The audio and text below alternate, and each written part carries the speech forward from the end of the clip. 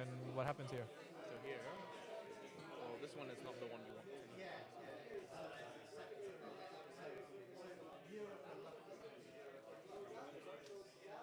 This one should be live.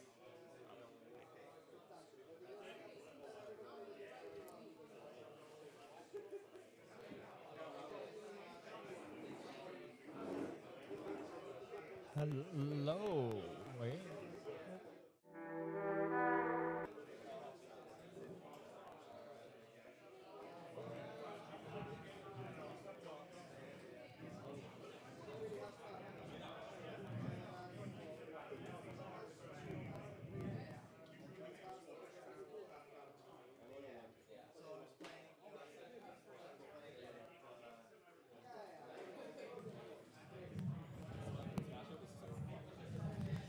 Hello, and welcome back to the Spellbound Arcane League.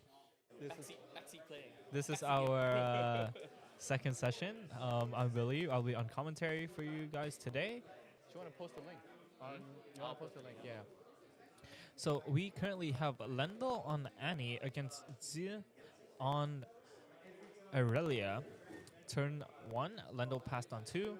Z plays a sneaky deckhand on Dreaming Tree. Both players have selected Dreaming Tree as their battlefield. Merchant was played by Lendl from the previous turn. Merchant goes in Dreaming Tree, move, discards a Rebuke, drawing a card. Both players now on 1 point.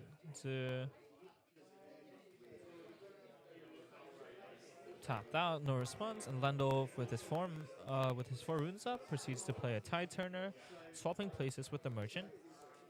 Merchant triggers again. He discards the Draven, draws a card, and with Legion plays a Noxus Hopeful with his remaining 2, and then ends the turn with 2 runes up. So now untapping with 3 runes on 1 point, holding to 2. Yes, gaining a point for the hold. Deckhand should not be exhausted right now. Proceeds to top 4 for the Stellarcorn Herder, moving back the deckhand to protect it from getting traded in for free by the Hopeful and then passing the turn. Lendl now untapping, going to 6 runes, holding to 2 points. With a Tide Turner, Merchant, and Hopeful on board. So 1 rune up, not too much he's able to do. Lendl moves the Merchant into Dreaming Tree. Merchant moves, discards a Cleave, drawing a card. No response from Sid with only 1 up. 6 mana. What will Lendl look to do? Moves back his Tide Turner into base. Not looking for a fight here, as it does have that 3 might herder that will force at least a card from Lendl if it were to move. Lendl then tapping what appears to be 6 to play a Ferris Foreigner in base. A very, very powerful unit introduced in Spirit Forged for Fury. If you do not know what it does, is it for 6 is a 6 might unit that when KO'd or on Death Nail spawns 2-3 might mechs in the base. So it's essentially a 6 cost 12 might unit. Very, very powerful, and is very efficient into removal as well.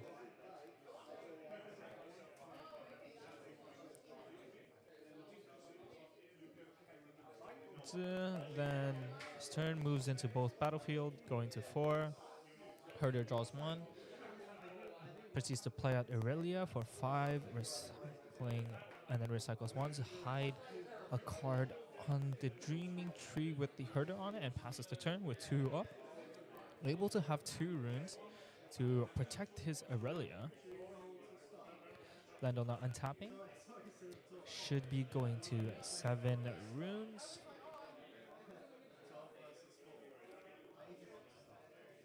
With quite a lot of units, quite a lot of might in the space. Taps 4, recycling. Tap 5, recycling 1 to play out the Kaisa.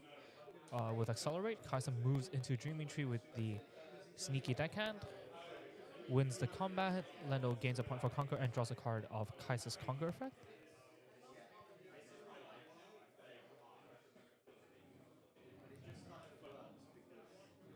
Evaluating what he should send in to contest this Stellicorn Herder.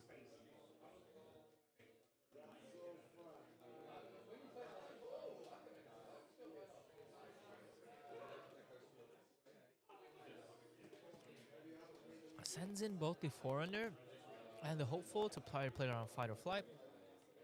So did indeed hide a Fight or Flight. Chooses to target the Herder. Draws one of Dreaming Tree. Targeting effect. Lendo with no response. The Herder moves back and draws a card from the move as well. Very powerful one card defenses Herder as well as drawing two. Refilling his hand, Lendo then proceeds to recycle a rune, hiding a card on said Dreaming Tree and passes the turn with what seems to be 4 or 5 runes up to be able to protect his units, most likely having some sort of rebuke or fight or flight ready to defend this Kaisa. Aurelia readies, gains 1, so it's now a 5 might unit. So now with a grip of cards in his hand, looking like quite a few counter spells and buff spells in hand, moves into the Dreaming Tree with the Kaisa. He does not appear to have any initial action. Lendo then has his own response with the stack deck, looking at the top 3 cards, taking what seems to be a Foff, ready to send his Kaisa back. And does indeed play the Foff, targeting Kaisa. With no responses on that. Kaisa is good, moves back. The targeting effect triggers on the Dreaming Tree, drawing another card. So then wins and conquers the battlefield with the Aurelia and gains a point, both players on 5 points each.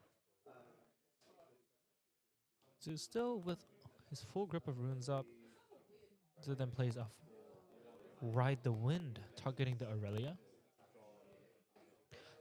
The target from the spell resolves Aurelia since it was the first time a unit was targeted on the battlefield, where the Dreaming Tree draws 1 and moves the Aurelia into the other Dreaming Tree, contesting a total of 10 upfront might. But Aurelia currently seems to be on 6 might after being targeted once and awake and untapping itself. And now with the Discipline, gaining another 3 might in the Aurelia. Aurelia now should be on 1, 2, 3, 4, 9. Lendo has hidden a switcheroo and decides to switch through the might of Aurelia and another card.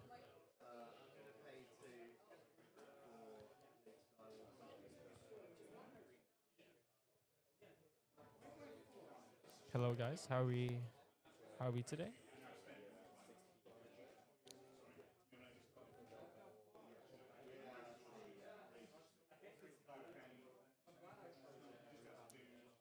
So now going to the tank after the switcheroo was casted by Lendo.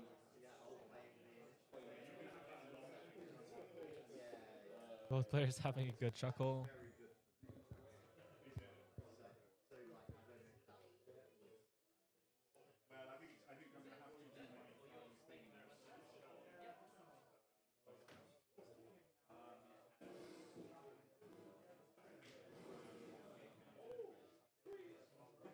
Aurelia falls, very surprising, as it seems it has quite a few spells available to him in the hand, but he elects to let it go.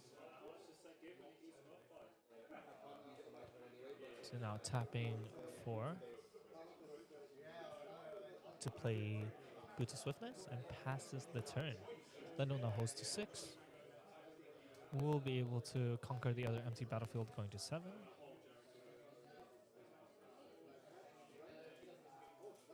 Kaisa conquers, Going to 7. Kaisa Conquer effect, drawing a card.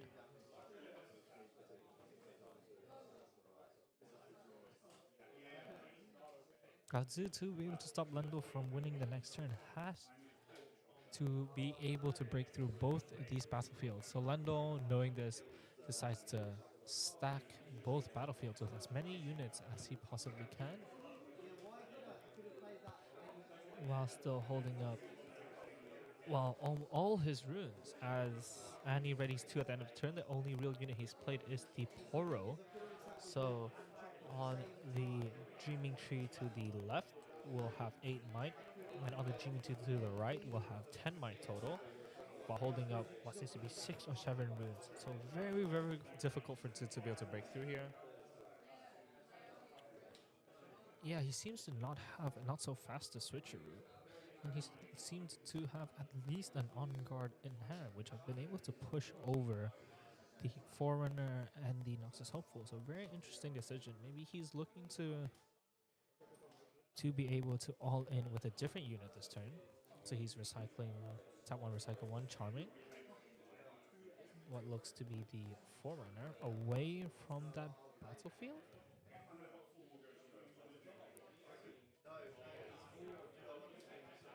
Oh, away from the battlefield, apologies. So now with only 4 might on the Dreaming Tree towards the left, makes it a lot easier for Tzu to be able to come in and take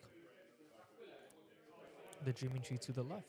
However, he will still have to find a way to retake the tree to the right, which he is moving into right now with the Hoarder plus Swifties, which should be 5 might, I believe. The Herder is rebuked. Goes to hand.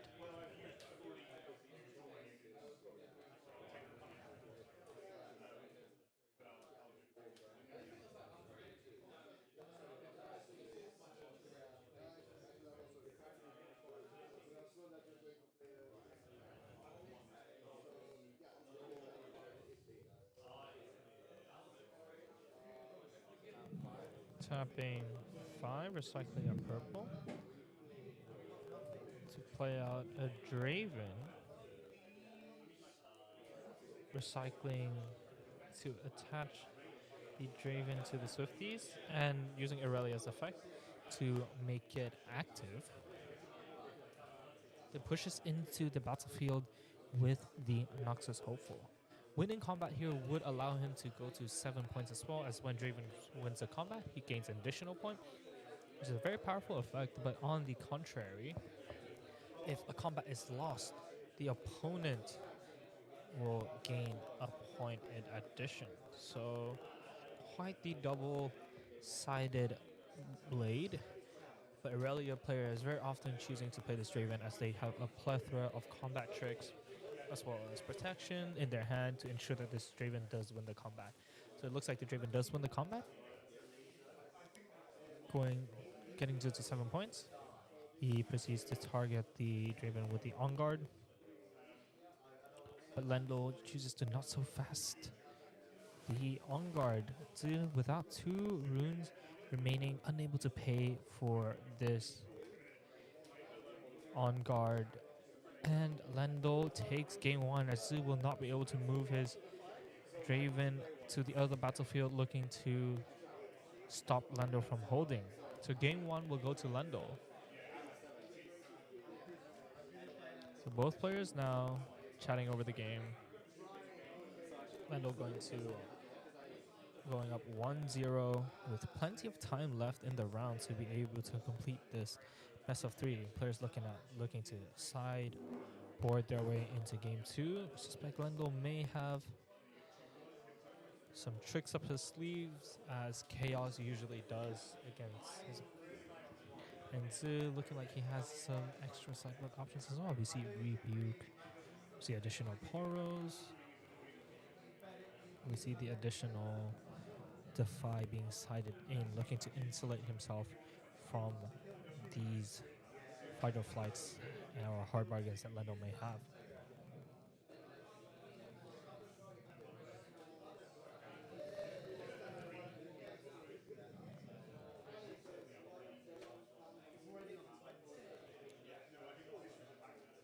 So yeah, for those who haven't attended the store or don't know about Spellbound, welcome to our stream. We're a local game store based in Elephant and Castle, Southeast London. We host Riftbound events twice per week, every Wednesday and every Sunday. Wednesday at 6:30, we start at 6:30 p.m. 6 p.m. on sign up, and on Sunday we start at 2:30, starting signups at 2 p.m. We're currently running an Arcane League, which is what you're seeing here, where the winner of our league events will win a very sought after exclusive Arcane box. So how it works is your performance and locals will gain you points up until the end of the league, where there will be a top 8 playoff. Points can be gained by just simply participating, winning games at locals, but the twist here is, as Arcane themed, anyone who plays an Arcane champion will be awarded additional points. So the multiplier here is, I believe, anyone who plays Viktor will get 50% more points. Anyone who plays Jinx, as it is a little bit more, I guess, off meta, will gain double points. So yeah, if you're interested, check us out. Check our website out. We'll have all information and tickets for our events available there. And we will also have our leaderboards there for those who are currently in the league looking to track, how well you're doing. So the players look like they have started for game 2. Mulligans have happened. Both players okay. Now both players on obelisk, so double mirrored battlefields in both games. So see here is able to start with 4 runes, tapping 3. Looks like a sneaky deck and opening into an obelisk, going up to 1 point. Passing the turn, Lendl now untapping with 5 runes himself. 5 recycle 1, looks like a Kaisa, very, very powerful way to counteract this deckhand. For if he did not find a unit, this deckhand would have scored essentially 2 points for free. So Kaisa goes in, wins the combat, conquers against the deckhand, able to stop Zoo from scoring that second point and getting a point himself, able to get the additional draw of the Kaisa Conquer effect. Very, very powerful start for Lendl here. Zoo now on his 6th rune turn plays an Aurelia and just simply passes over. Lendl now going to 6 runes himself, awakens all his cards, draws 1 for turn, scores 1 for holding, going to 2 points, taps 5 again to play another Kaisa Accelerate, going to the other battlefield, going to 3 point, drawing a card,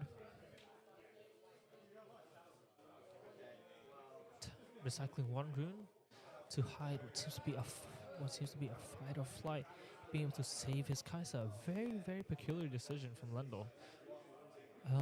To be extremely aggressive and pushes both Kaisas, leaving them on the battlefield, the Kaisa on the right or closer to the bottom of the screen, not retreating. Perhaps challenging Aurelia to move in. Zoo then taps what looks to be 3 runes, recycling 1. Attaching the Boots of Swiftness to Aurelia. Aurelia now should be on 4 + 2 + 1, which is 7 might. Has ganking, moves into the battlefield with the active Kaisa, which Lendl has chosen not to retreat, but he does seem to have a fight or flight in hand. Fight or flight's Kaisa, targeting the Kaisa. So now has an opportunity to respond with a counterspell, which would allow him to take out the Kaisa. He does look like he will defy this for 1 and a green. Both are good.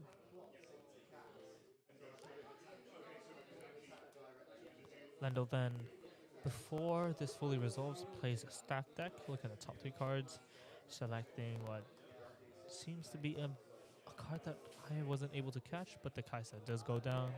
So now going up to 2. So now looks like charming the other Kaisa.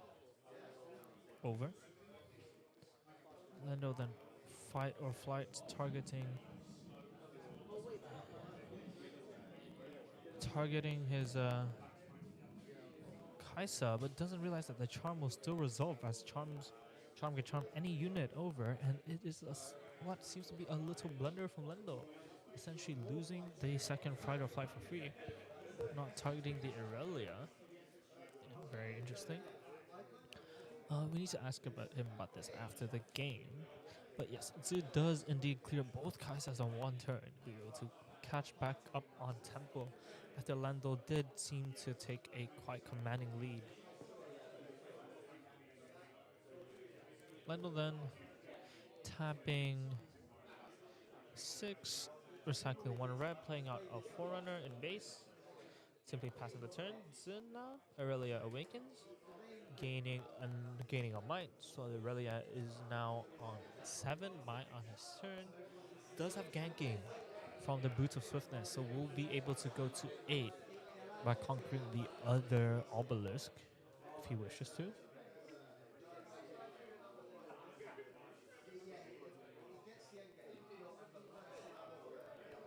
Thinking on whether... No, he chooses to, I believe, retreat the Aurelia. Tapping 4, putting out Stellacorn Herder in base, and passing the turn with 3 runes up. So being a little bit more defensive and conservative. As Lando does represent quite the powerful foreigner inside his base, and with combat tricks may be able to take out the Aurelia. Lando, start of his turn, plays a stack deck.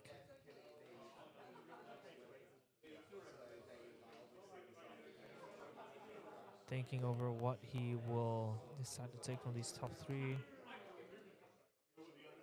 Thinking what I quite did not see what he takes, but passes over Flash and Switcheroo. Very, very powerful cards in this matchup. Oh, what does he seems like he has taken the Draven. Tapping 4 for said Draven. Tapping 2 for the Poro, looking to just build up his base for the assault on the next turn. And simply passing over. Choosing not to push the Forerunner in to get a point, going to even parity at 4, but instead looking to play safer and develop his base. And untaps on his turn, moves the Stellacorn Herder into the empty obelisk, drawing a card and conquering for 1 point, going to 4.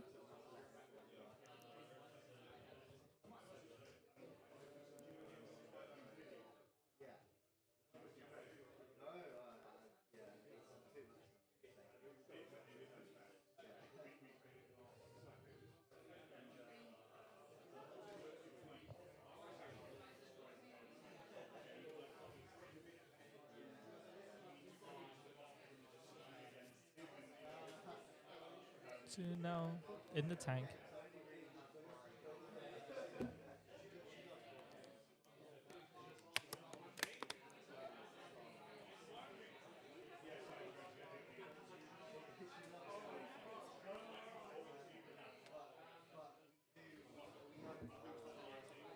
Tapping 2 to play out a GA. Targeting the Stellacorn Herder with the GA and using Aurelia's effect to make it active, moving the Herder back to base, drawing a card, staying at 4, and passing the turn to Lendo, leaving what seems to be 7 runes active. Both players playing very, very conservatively. Lendl now channeling, untapping, and decides to tap 7 runes as well as recycle 2 purple to play out the Mind Splitter, getting a glimpse of Tsu's hand, seeing what he has, what tricks he has up his sleeves to be able to leave this many rune up. Important information here to be gained for Lendl to decide on what his next moves, what his actions will be. So in his hand seems to have a Defiant Dance, Hard Bargain, Charm, Defy, and Draven. Lendl chooses to take away the Defiant Stance. Defiant Stance, very, very powerful card. Aurelia's signature spell is 1 recycle 1 that will give the opponent's unit -2 might, your unit +2 might, And if it targets the Aurelia, Aurelia gains +1 might from the targeting itself as well. So it's essentially a -2 +3 if used on Aurelia, a 5 might swing, or a -2 +2 if used on anyone else, a 4 swing. So for just one, recycle one, a very, very powerful card that allows the user to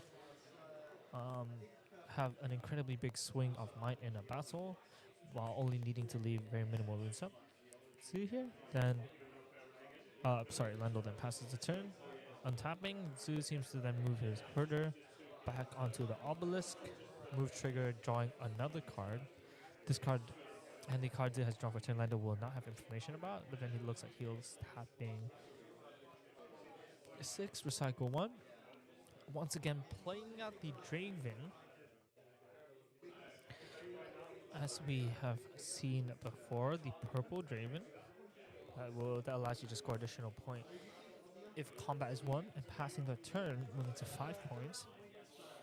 Lendl with another Mind Splitter after to just pass his turn.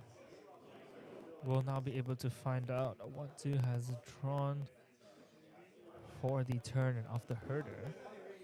So we see that Lendl here has drawn the Zoo has drawn the third charm, as well as a Lonely Poro. Lendl deciding to rip the hard bargain away from Zoo's hand.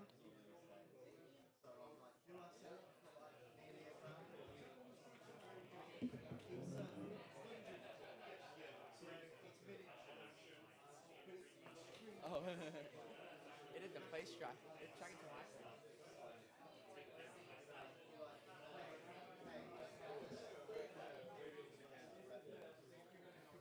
Apologies, we're now back. Looks like the foreigner has pushed into the obelisk with the herder, triggering the guardian angel that is on the herder. So it lives, but GA dies. Lendl then push the Mind Splitter now onto the empty obelisk, finally scoring another point, and then deciding to play a little bit more aggressively this turn, looking for the hold. So players both on 5. Zoo with herder, Draven, Aurelia in base, while Lendl has 2 Mind Splitters, a Poro, a Draven, and a Ferris Forerunner. Ferris Forerunner and Draven stacked on one, Mind Splitter on the other. 4 to 5 runes up, I believe. And Draven here, with its effect, can push itself to 6 might if Lendl chooses to recycle 1 red on combat. So possibly 12 might that Zoo can be facing on that battlefield, and 7 might on the other one. Zoo still with all runes up, thinking of whether or not he should push in and which unit should go where. As there is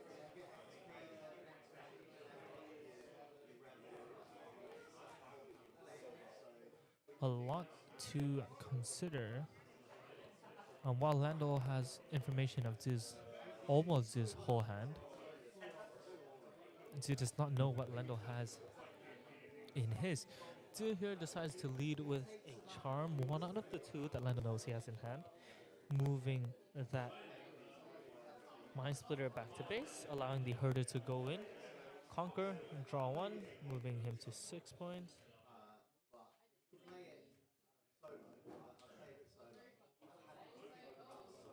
Zoo here with a combined 713 might in his base. Can look to challenge Lendl on the other battlefield. Zoo here, before doing anything, elects to play out a Boot of Swiftness into his base, recycling 1 more and attaching it to the Draven, pushing it to the obelisk, and decides to charm over I believe, unfortunately, I did not quite catch. The card he charmed over, so the combined might on the battlefield now would be 6 plus 2 plus 3, so 11. Lando then chooses to hard bargain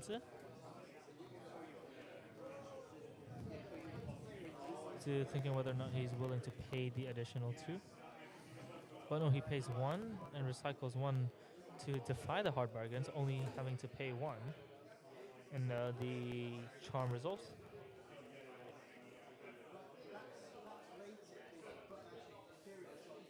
Draven runs over. Lando cleaves his own Draven as it is now the attacking unit, pushing Draven's might up to, I believe, to be 6 and 8. Now with the double cleave, passing over to 2.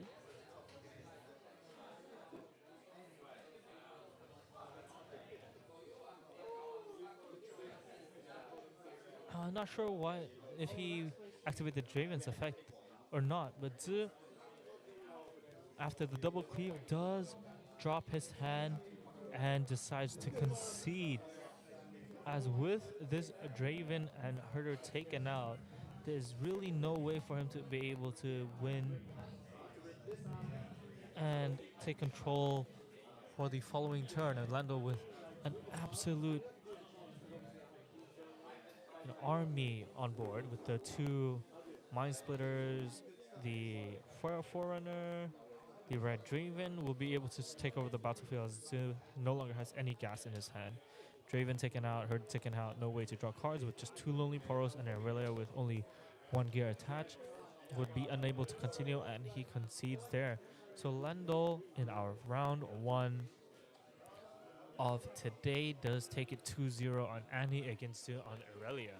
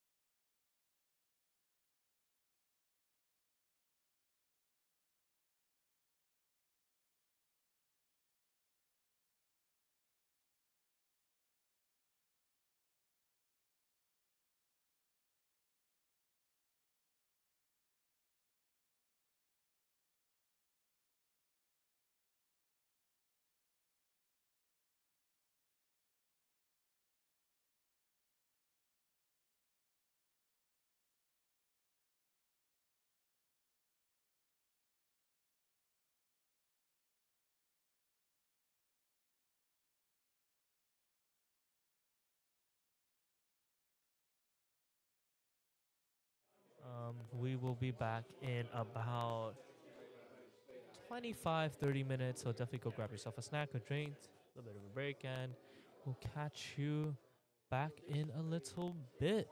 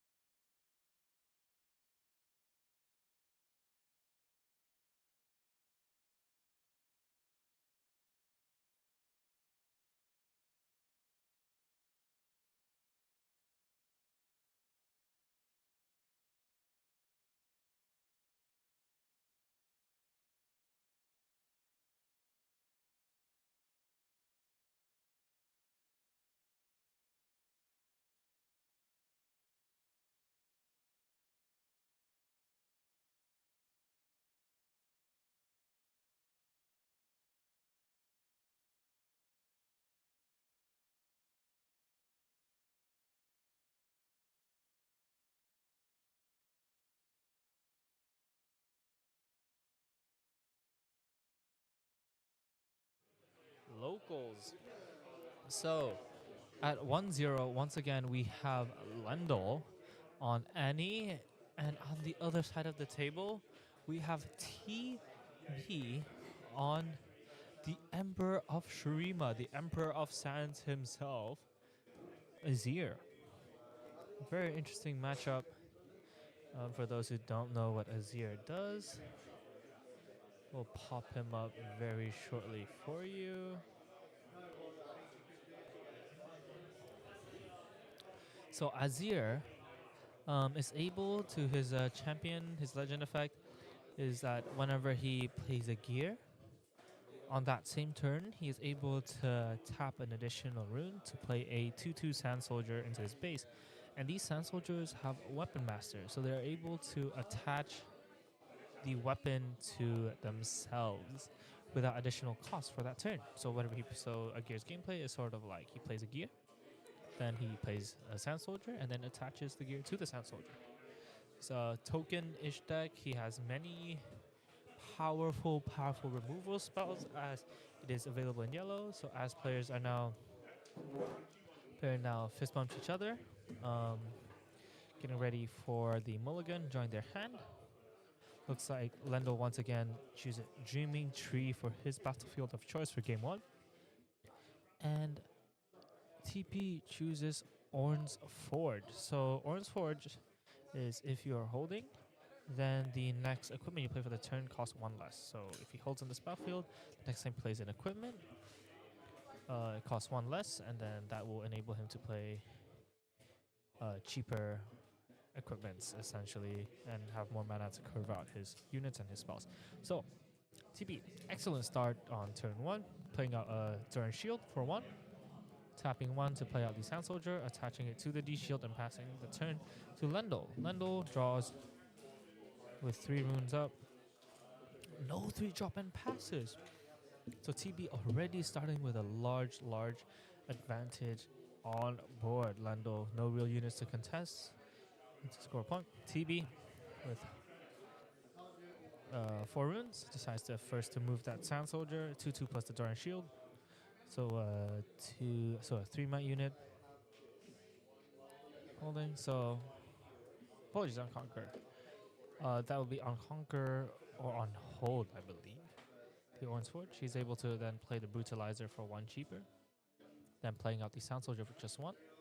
So Brutalizer, if it's equipped that turn, it gains the unit will gain 2 might. So this Sand Soldier currently is a 2+1+2 from the Brutalizer buff.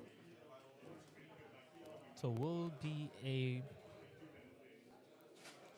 5 might unit, but he elects just pass, leaving 2 runes up.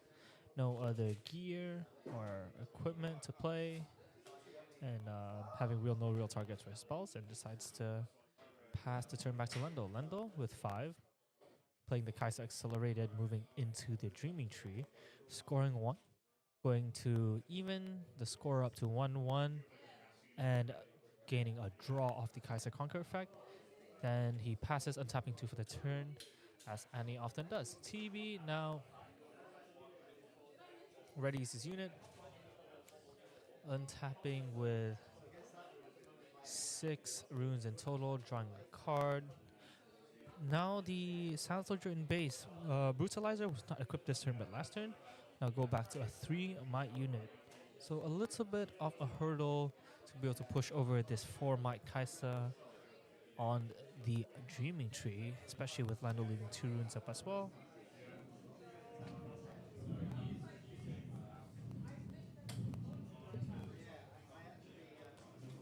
Lendl is so good that he gains a point when his opponent conquers. True. Let me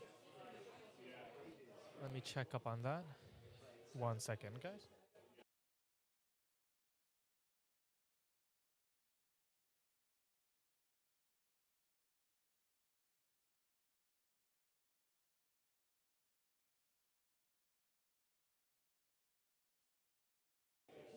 So yeah, thank you for catching that, guys.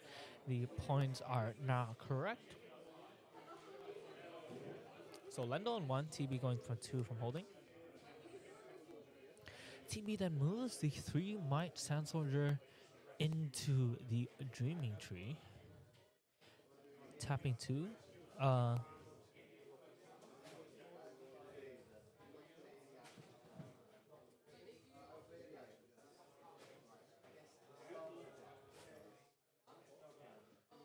looks like TB passes on his priority, perhaps threatening a discipline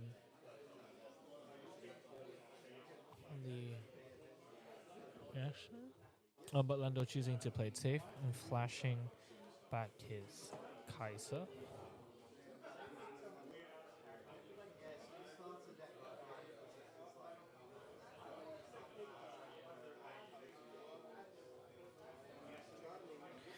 TB then charms the Kai'Sa back into Dreaming Tree and plays a Discipline. So the Sand Soldier goes up to 5 might against the Kai'Sa's 4. And Lando lets the Kai'Sa go.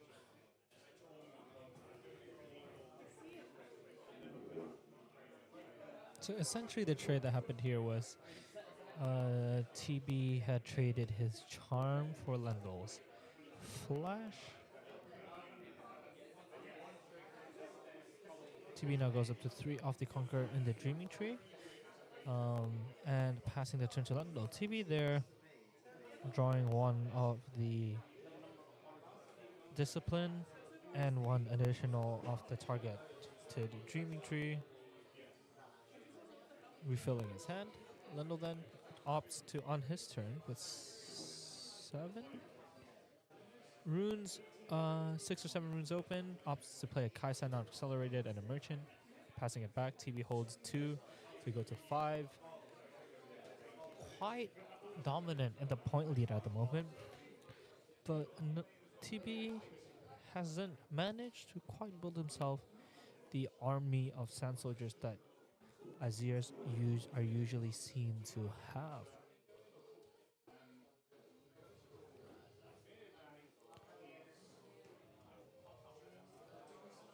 So TB on his own turn, thinking whether or not he should retreat, hold these Sand Soldiers in place, what gears and equipments he should play. Does have a solid amount of cards in hand as well as all his runes to work with. Taps 4. What looks like to be a Desert's Call repeated, perhaps? Desert's Call, yep. Repeated indeed. And is able to play 2 Sand Soldiers into space. Slight distinct lack of equipment, though, coming out from TB. His hand looking like it seems to be an Arise, a Call of the Week, and a Hidden Blade. So lots of removal in play. But none of them quite super effective, as if he calls, Lando will very happily trade his Merchant for a card and a Sand Soldier, and the Hidden Blade only works on units on the battlefield. So TB's units are the only one currently on the battlefield, unless he is looking for the 2 additional draws, so essentially trading 1 card for 2. Most likely will not opt to do it, but will choose to recycle a rune.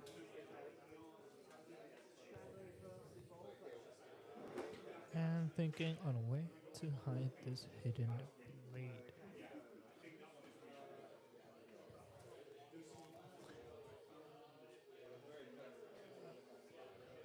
So has decided to move the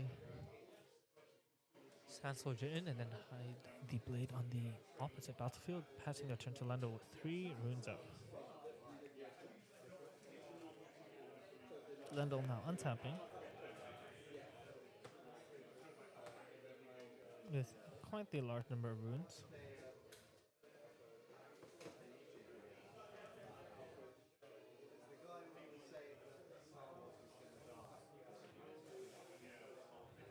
Thinking through his options.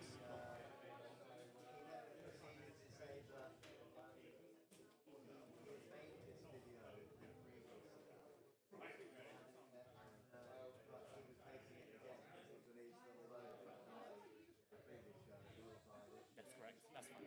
Okay. considering all of his options.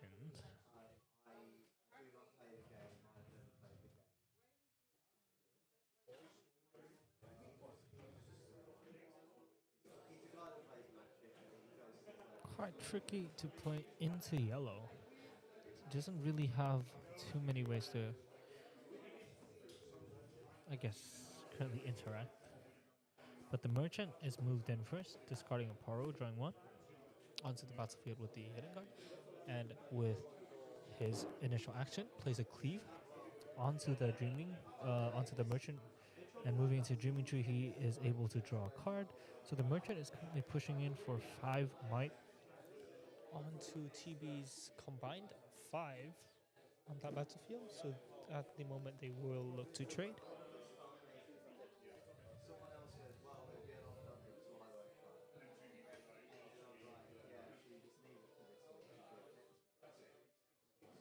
TB currently considering his options. He could choose to blade the merchant, allowing him to keep his sand soldiers alive. But instead, he will activate the hidden blade on his own sand soldier that is currently unequipped, drawing 2. And as of current, the merchant will indeed win the fight.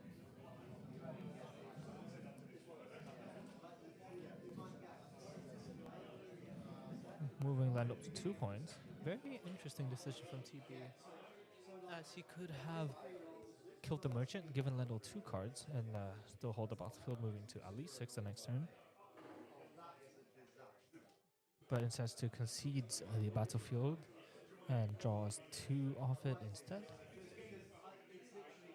But did lose a rune and, strictly speaking, the hidden blade from hand.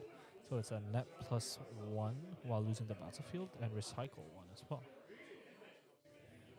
So just really wants to dig through and cycle his deck even further. So Lendl now on the board with 2 to 5, still quite the hill to climb. Lendl tapping 2.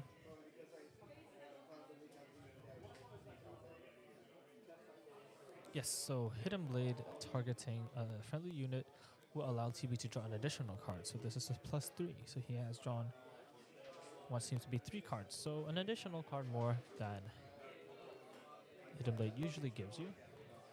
Lendl then pays 2, casts a Defy, but TB has the... Lendl paying 2, casting the Fight or Flight. TB responding with a Defy, not letting it resolve.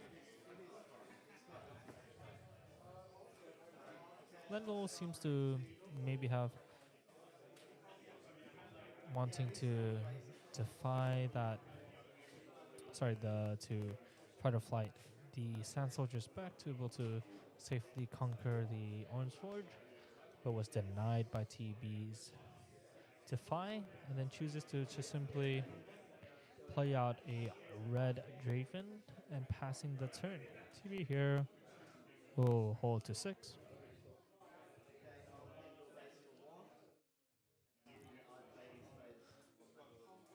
With us very much in the point lead, but not with as many equipment as you would usually see Azir have, and as such, his Arise is not as powerful as it would be.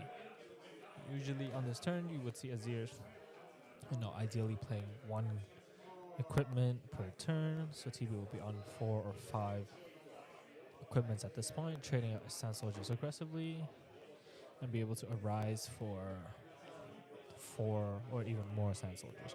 So TB here plays out the Eye of the Herald, his 3rd equipment for the game, and activates Azir to play out a Sand Soldier with Weapon Master, and equipping the Herald to the Sand Soldier. He does decide to pay 6, recycle 1, to indeed cast a set Arise, summoning 3 Sand Soldiers, 2 of which I believe can choose to be active. So 1 Sand Soldier comes in, equipping the Brutalizer on it, 5 might unit.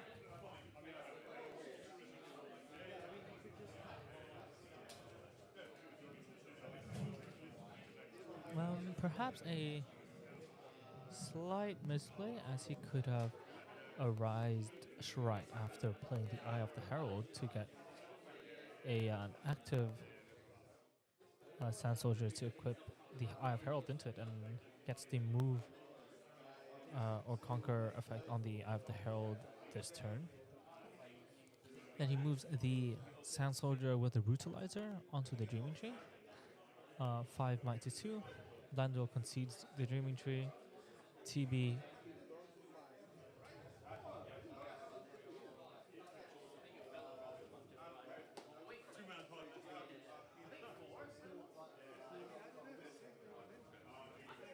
should be scoring to 7 right here.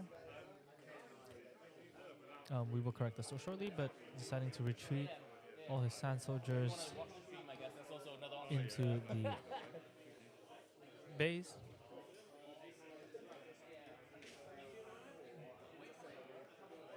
Yes, now players are recognizing that TB should go to 7. And we'll pass the turn back to Lando. So TB here with quite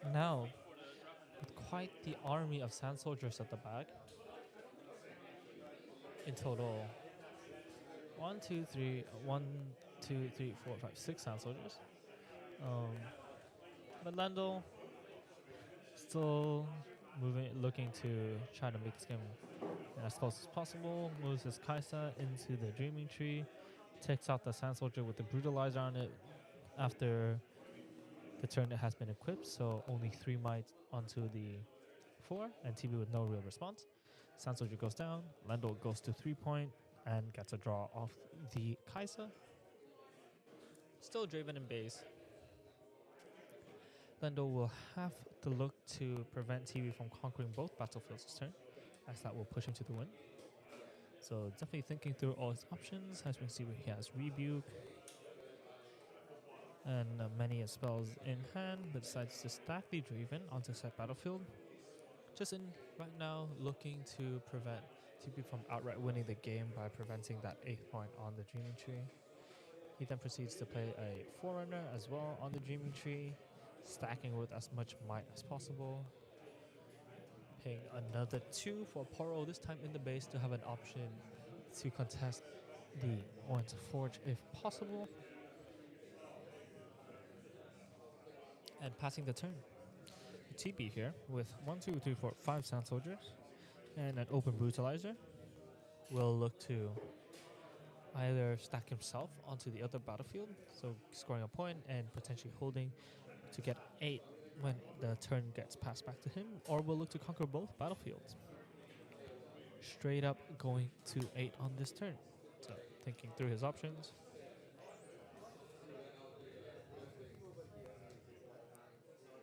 He moves the Sand Soldier with what seems to be the Eye of the Herald into the open Orange Forge, creating a recruit token. Not scoring, but as he is on 7, drawing a card. I think he has drawn an Arise, so we'll be able to build an absolutely massive army here.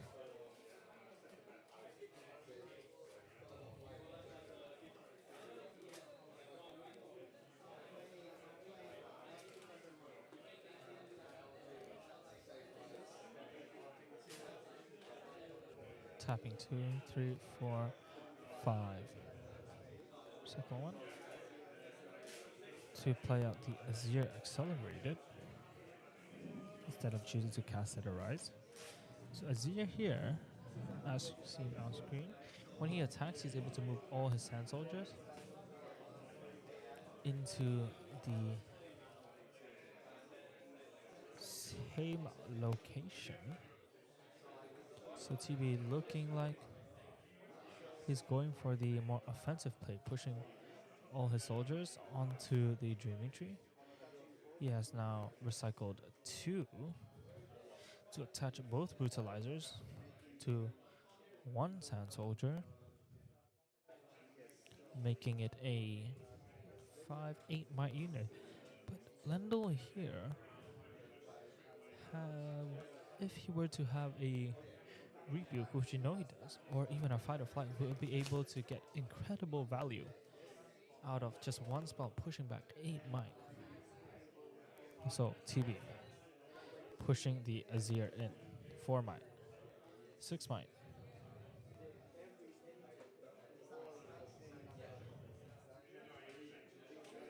7 might. 8 might. 9 might. Creating another token. Recruit token 10 might. Plus 8. 10 might. Plus 8. 18 might. 22 might.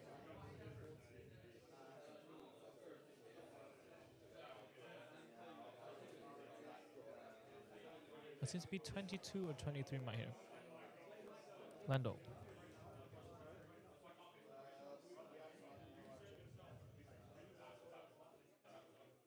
Tapping 2.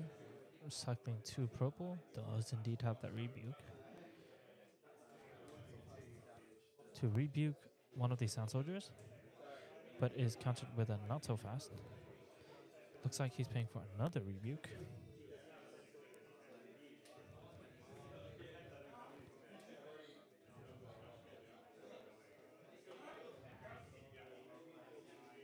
Rebukes the Sand Soldier.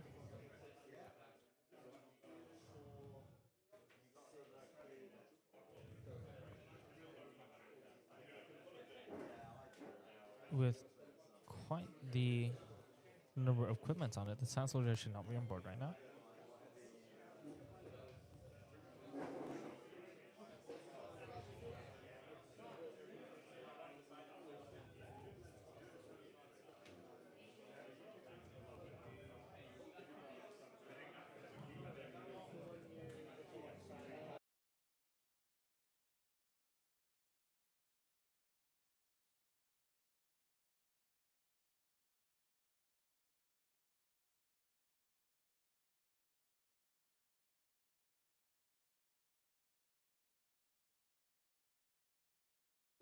Apologies, ladies and gentlemen, just doing a slight correction of the board state. The Sand Soldier has now gone away.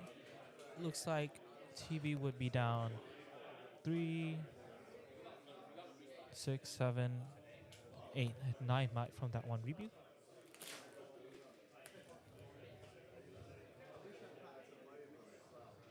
Perhaps a slight miscalculation is if he spread it out the attacking units, he would be able to go over at this point, as the one rebuke would not be able to go over 8 or 9 might here, but instead it is a perfect trade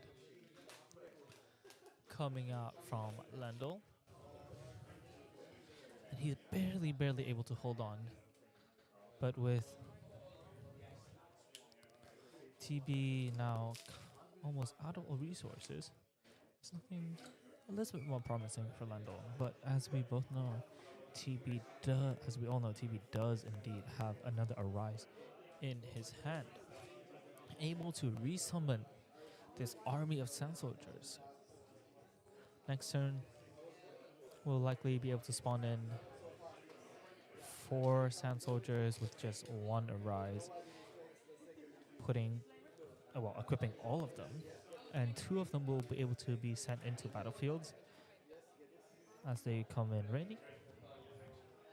And with brutalizers, our 5 might units, so we'll be at minimum be able to hit through these mech tokens, these 3/3 mechs.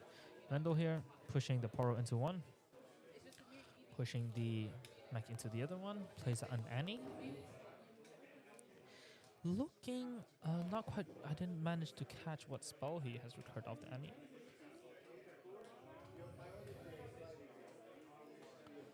And passing to Lendl, TB. Tapping 6, playing on Rise.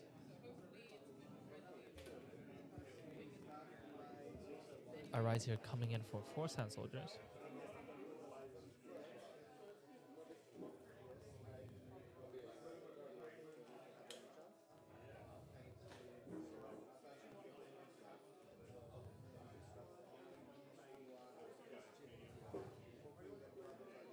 So the recruit token there is potentially representing a Sand Soldier.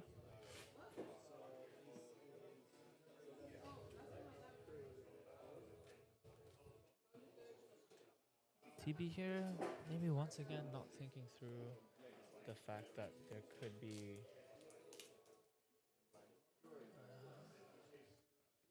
rebukes or fight or flight, because one spell will be able to take out one of his units. So perhaps it would be better if he spread the might out, but this is what he believes to be the best option he currently has.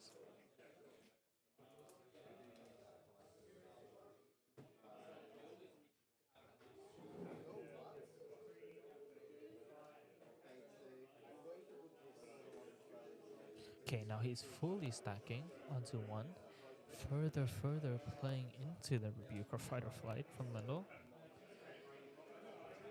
He has been switching his equipment attachment up.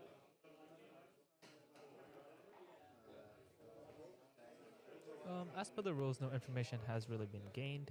The TB is still be able to freely think and change his options.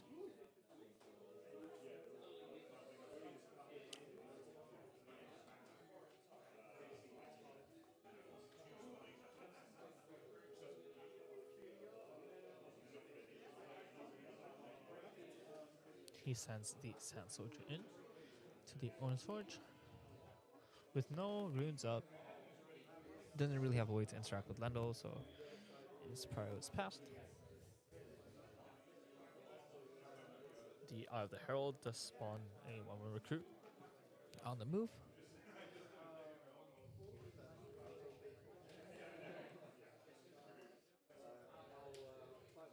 Lendl does indeed have the Fight or Flight, targeting the Sand Soldier.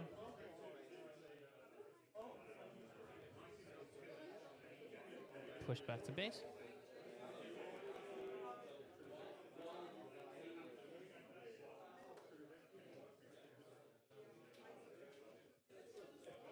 The other ready Sand Soldiers from Arise now gets pushed in.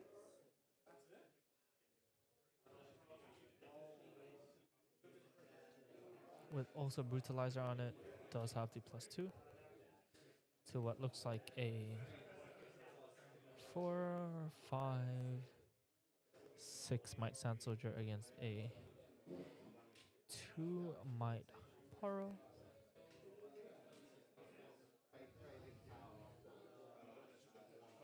So TB here conquering this would push him not to 8 points, but will allow him to draw a card.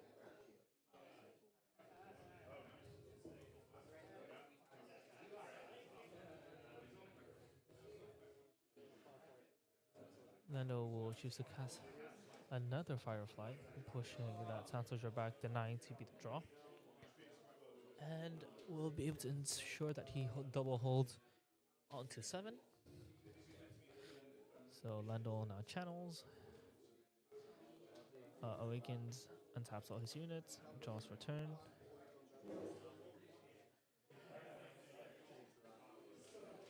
Is able to go to 7 points now, finally catching up to TB. If Lendl were able to pull this off, it would be quite the miraculous comeback. So now these Sand Soldiers on the back with TB, with the Brutalizers on them. Only having 3 might now as the Brutalizers equip on the turn effect has been over. Lendl in his hand with 3 units, not entirely the worst, as all he's looking now for now is just additional might. But he does indeed need to hold 1 battlefield, so he will choose to stack 2 mechs as well as a deckhand, an Annie, and a Legion rearguard. Sorry, a Noxus Hopeful, passing the turn. So Lendl on that battlefield now currently has 6, 9, 10, 11, 15 might. And TB will have to contest both battlefield, because if Lendl were to hold either of them, he would go to 8 and win the game. So at least one of his units must go to where the Poro is, as well as be having to push over 15 might on the Dreaming Tree. Lendl, one card left. What looks to be 4 runes up. I believe he is now out of fight or flight to Rebuke, but could still have combat tricks up his sleeve.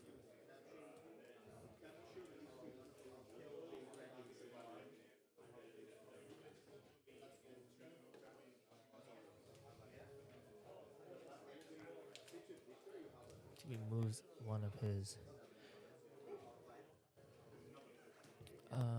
Sand Soldiers into the Orange Forge. 2 might on 2 might. Looks like they trade. So now he will still need to push into the Dreaming Tree, but he pushes the other soldier into the Orange Forge to get the draw 7. He taps 3 to play a BF. Recycles 1. Attaching the BF.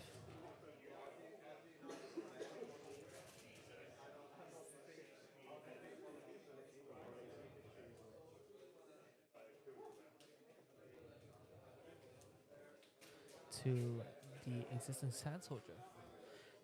So this is quite interesting, as if TB does decide to run the Sand Soldier in, well, either of them with the Brutalizer, he'll be able to trade at least some units. But then what happens is the Brutalizer will unequip itself, and if he's able to re-equip again, he will gain the +2 once again.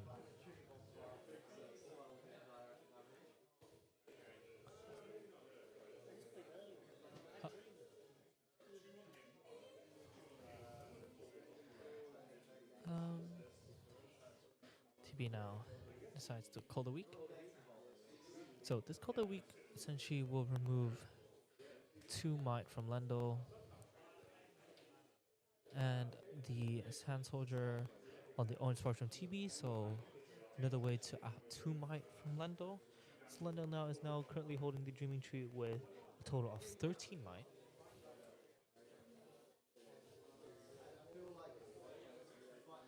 So one of the Sand Soldiers that TB currently has is on 2, 3, 4, 5, 6, 7 might. And the other one is on 3 might. So if he pushes the 7 in, he'll be able to trade out 3 might and 2 might.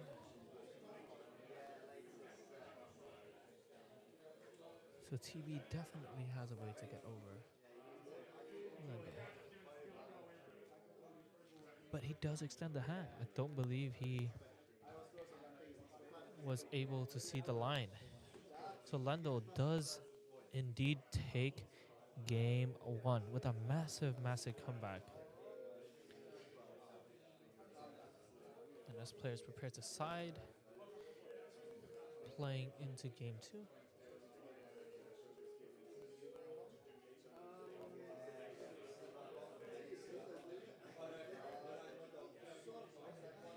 Both players discussing. Lendl choosing to side. TB doesn't look like he's looking to side out or side in any cards at the moment. But yeah, we do move on to game 2 with Lendl once again being 1-0 into the lead.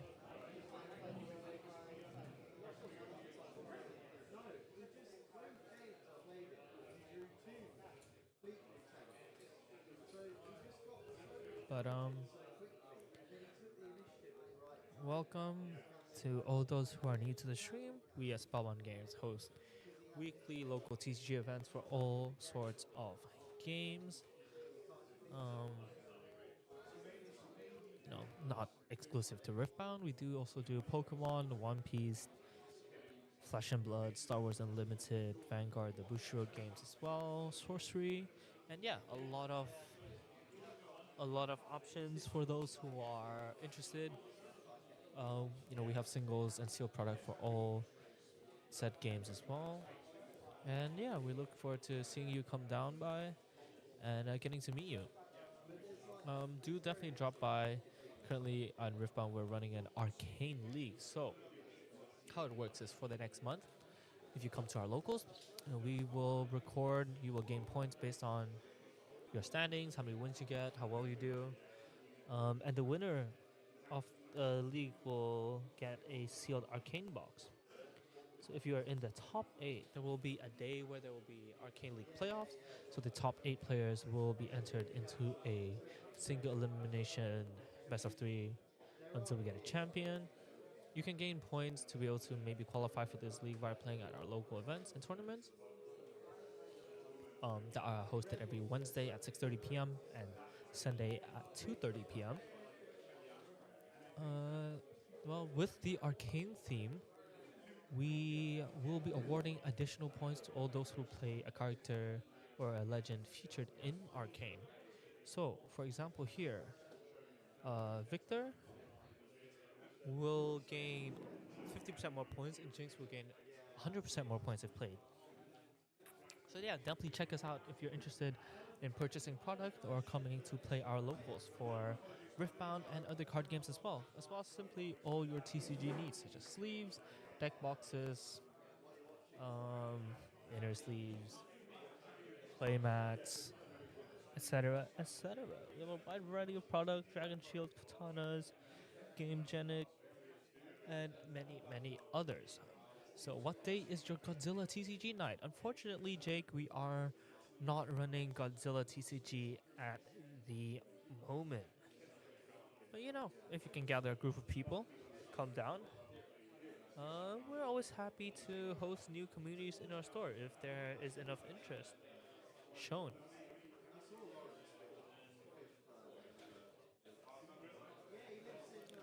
So yeah, players have begun their mulligan. Let's set the points.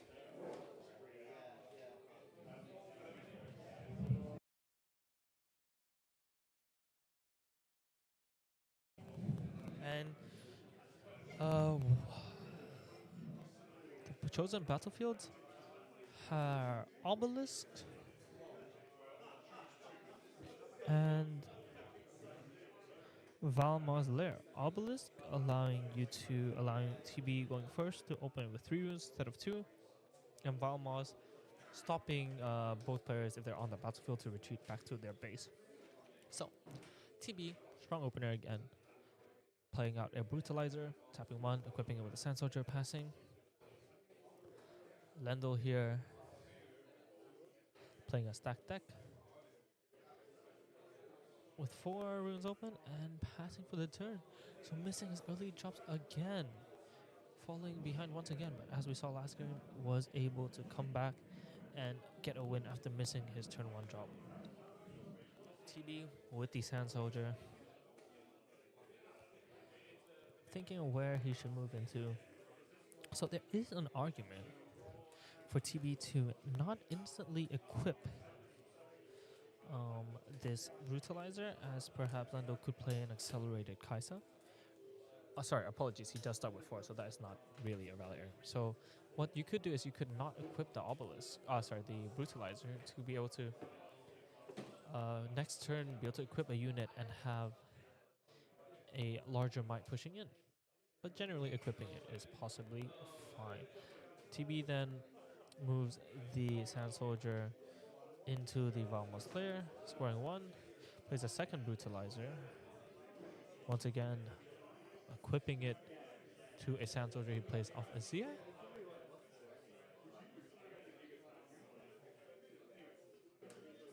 And passing over. And no channeling 2, now up to 6 runes.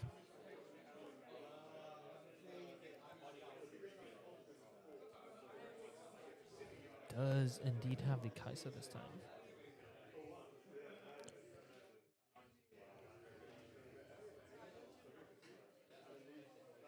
Tapping 5? No, tapping 6, recycle 1. And instead of playing the Kaisa, chooses to just simply play out a Ferris Forerunner in base, passing to TB. TB now holds up to 2, with 2 Sand Soldiers, each with Brutalizers. So 3 might on each. The Sand Soldier on Valmos Lair, unfortunately unable to return to base, keeping it safe. As per the battlefield, TB pushes his Sand Soldier into the obelisk, scoring a point for Conquer, going to 3. Tapping 1, playing out Doran Shield, tapping 1 more, and Azir to play out a Sand Soldier, equipping the Doran Shield there. And then tapping what seems to be 4, perhaps playing a Desert's Call, repeated? No. Playing out Azir, non-accelerated, developing his board at the back even further, and passing the turn. Azir will be able to, when attacking, attack and send all his units into the battlefield where he's moving, so we'll be able to likely push over this Forerunner wherever it is going. Leno then, tapping 7, and 2 Chaos Runes, plays a Mind Splitter, and does indeed see the Arise inside TB's hand. Snipes it straight out of his hand, TB not looking thrilled. This is what he had hoped for next turn, being able to create many Sand Soldiers on the back. Orlando with a very, very well-timed Mind Splitter, stopping that from happening. TB without the runes up for not so fast, so wouldn't have been able to respond, and Lando correctly identifying this. Punishing TB here. Lando pushes the Foreigner into the obelisk, scoring his first point for Conquer, taking out one of the Sand Soldiers with the Brutalizer on it, and passing the turn. TB now untapping, moving to 4. Was really, really looking forward to casting Arise this turn and taking back that battlefield, I'd imagine.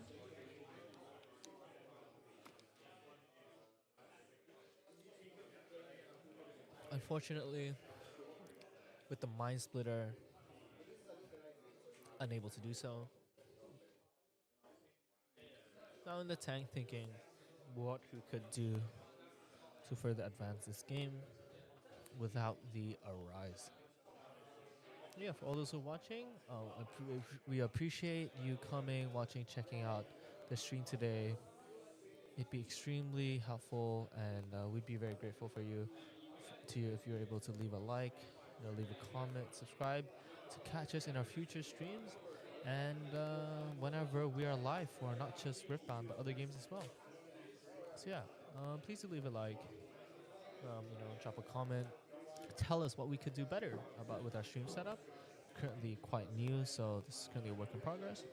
But here, TB looking like equipping the Brutalizer onto one of these remaining Sand Soldiers, one in base, of course, pushing it into the obelisk, contesting with the Ferris Foreigner, and opts thinking whether or not he should move both the Azir and the Sand Soldier in as well. Does choose to move the Sand Soldier in. The Azir as well as the Sand Soldier in. Azir moving in will be able to send the Sand Soldier on the Valmos Lair as well. Contesting the Foreigner, so this would be 3, 4, 5, 6, 7, 8, 9, about 12 might onto 6. So Lando, very unlikely he's able to defend from this, but he will trade out at least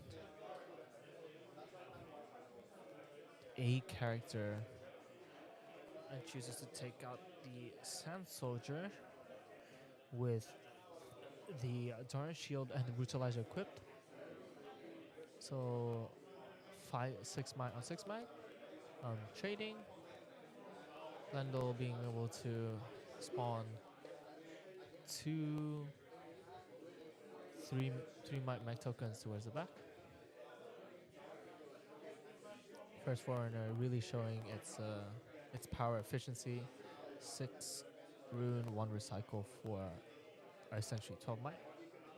TB here recycling 1, equipping the Doran Shield onto the Sand Soldier.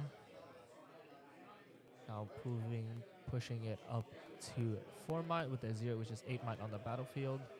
Currently not quite enough if to combat Lendl. If he were to push both the mech tokens as well as the Mind Splitter into the battlefield, would be 8 onto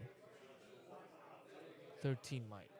So still deliberating on how he could defend this point further with 2 floating, as well as 6 runes open, so 8 in total.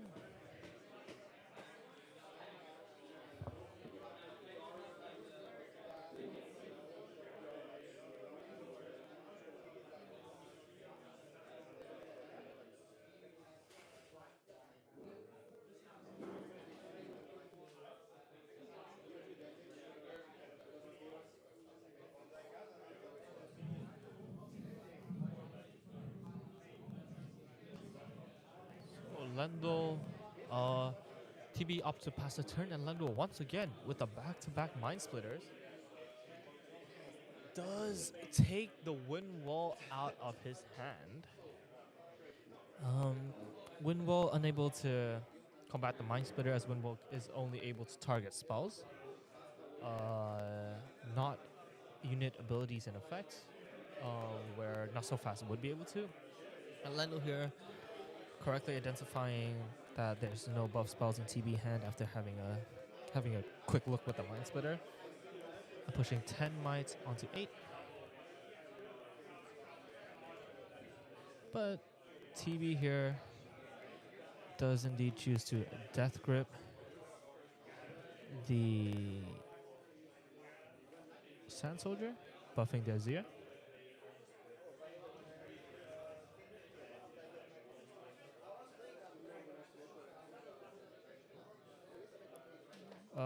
The Conquer Point missed last turn, correctly identified.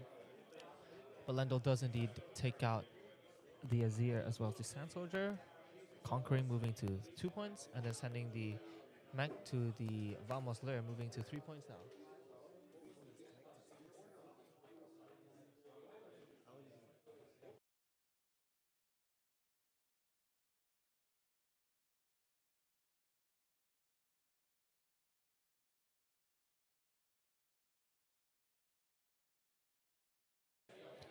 It's magic art. It's magic. So TB now, not really having options. Had what just seemed like past the turn. Lendl now holds to 5. TB, no equipment to be deployed to be able to create another Sand Soldier. And drops the nuke. That is the Thermos Beam, able to wipe out TB's equipment, taking away the Wind Wall from the previous turn, knowing most likely that TB does not have a response to this Thermos Beam, essentially board wiping him. Now even a Rise will not be able to save TB, as he no longer has any gears to spawn in for the Arise. TB now looking quite in the bad predicament. No equipment. While he had just drawn 1 for turn, would have been Thermos Beam from the last turn. So 1 equipment can create a Sand Soldier with lots of counter spells in hand, but none of them were able to counter the Thermos, because Thermos is a recycle too. And TB, recognizing that was the end, opts to scoop. So Lendl once again taking it with a 2-0.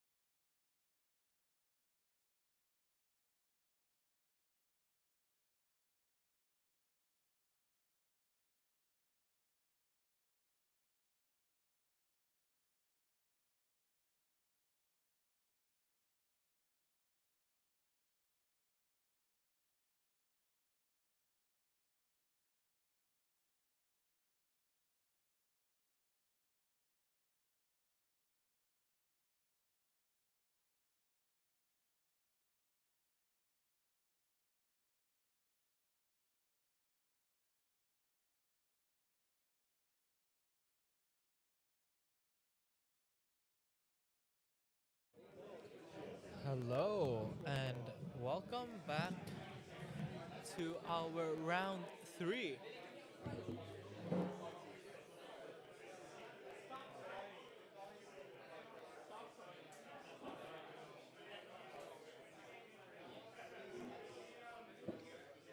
So for our round 3, we will have Adrian on the left.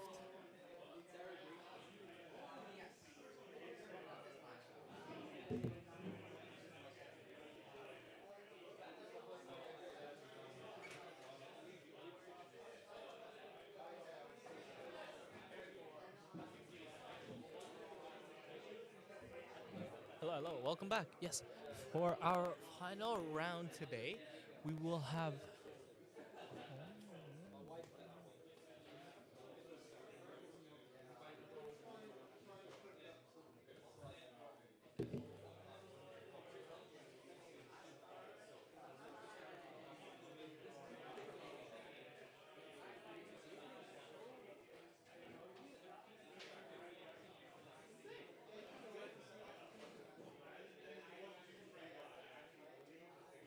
Riftbound players, whenever you guys are ready, your time starts now. Not like the drop test, just the other one.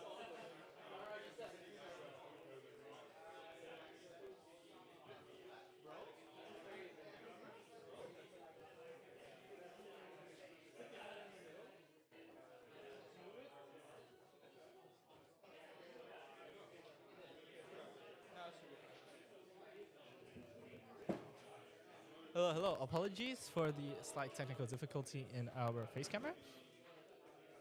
Yeah, so for round 3, on table 1, at 2-0 each, we'll have Adrian on the left on Draven, Miracle Draven, and Christian on the right on Fiora. Also, finally, a match without Annie, even though Lendl is 2-0 at the moment, he's on table 3. So, for chosen battlefields, Adrian has chosen to go with Zon Warrant. On Conquer, discard 1, draw 1. Very good for these Miracle decks, these Chaos decks, as they do like to turbo through their deck. Well, Christian will opt to go with the Monastery. Can can remove a buff to draw a card. It's very important for Fiora in order to maintain hand and card advantage. Looks like Adrian won the dice after Mulligan and has chosen to go first. Unfortunately, no 2-drops, but does find a stack deck for a turn 1 play. Immediately finds a Nocturne off the top, returning a rune off the bottom. And passing to Christian. So Adrian, no 2-drops, but hits the hot Nocturne right off the top. Passing the turn to Christian. Christian, very simple, draws a card, taps 3, play out his chosen Fiora, and passes back. Adrian now on 3 runes, all purple. Chooses to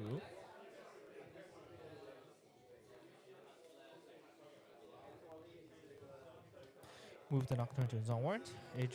Christian tapped out. No response. So Adrian goes to 1.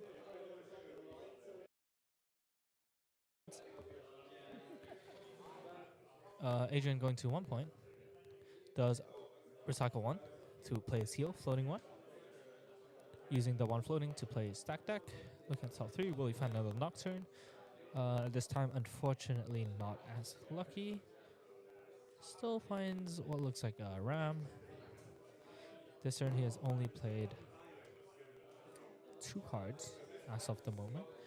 So, may find it difficult to deploy the Ram, but he does choose to take it anyways.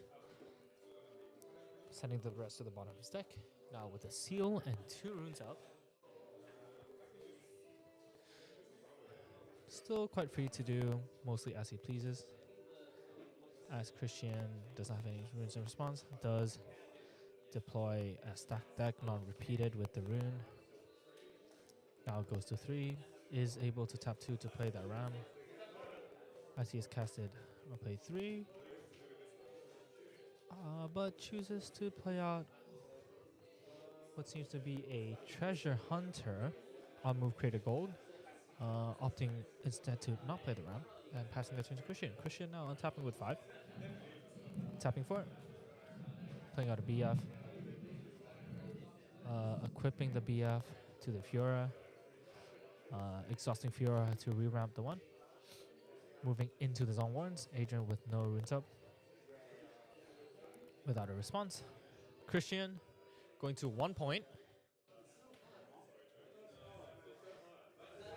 Yep, decides to discard a Fiora and drawing 1. And just passing it over. Both players now on 1 point. Christian, however, holding quite strong with a 6 might Fiora on these Zone Warrens, denying Adrian of the ability to cycle off the Zone Warrens. Adrian now untapping with 4. A little bit low on runes as he's been aggressively recycling them to play out seals and units. Taps a seal to play another seal. Now moving the Treasure Hunter, creating a rested gold token onto the monastery. Then taps the seal to hide a card there. Now he taps 4 in order to play a Ram on the back, as he had played a seal this turn, so the Ram, battering Ram, now only costs 4. And passing the turn over to Christian. Christian holds to 2 points, drawing for the turn with a lot more runes, good amount of cards, and quite a few options. Does retreat the Fiora. Plays out a set brawler for 5. Cycling 1, buffing it, exhausting Fiora to regain the rune. Does have 2 remaining.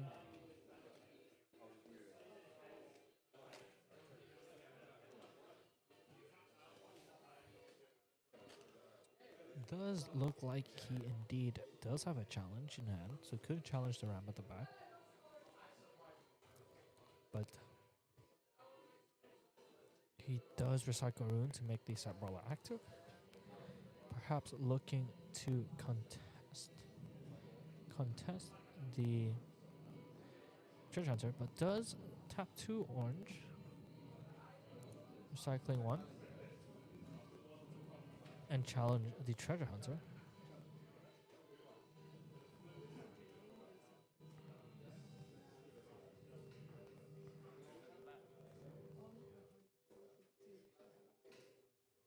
Challenges anywhere. Adrian just double checking. Trigger the FOF to create a gold token before the challenge resolves.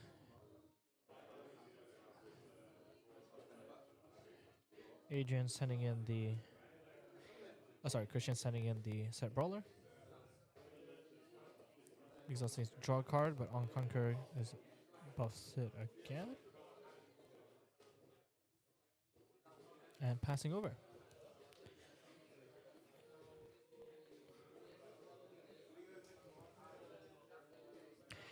Adrian now tapping 3 in a seal, looking like an Ezreal. Does indeed have the Ezreal.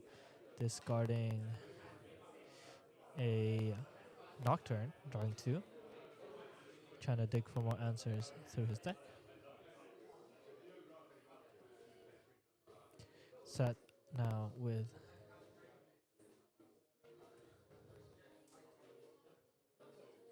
five might, but does equip the Ram with a spinning axe, pushing it in, conquering up to 3 points.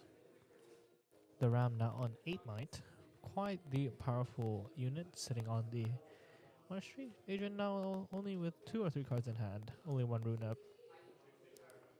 Doubt that he will have to recycle much for the remaining of the game, so his rune economy will be looking much better with 2 seals and 2 gold tokens pre-created, and just passes over to Christian, hoping that he is unable to clear this Ram. Christian, however, does have what looks to be a punch first in hand. Does tap 2, cycle 1, challenge the Ezreal on base. Ezreal is cleared.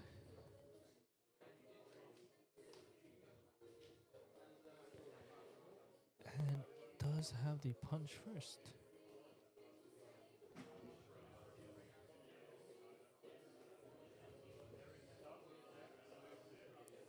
Still debating what he would like to do. Does go over it. Does not warrant. Adrian, no response.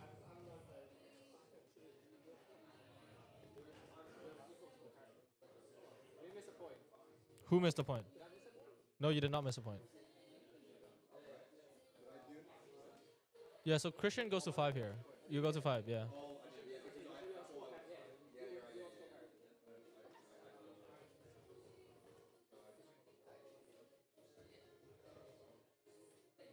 Discards draw.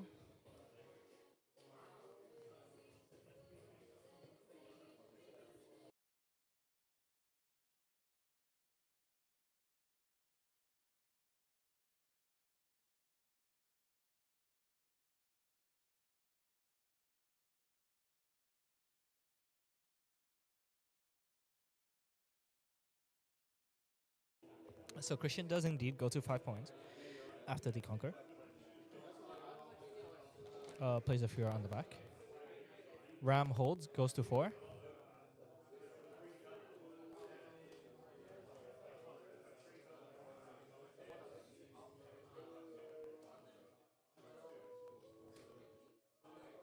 Adrian does looks like plays playing another Ezreal perhaps.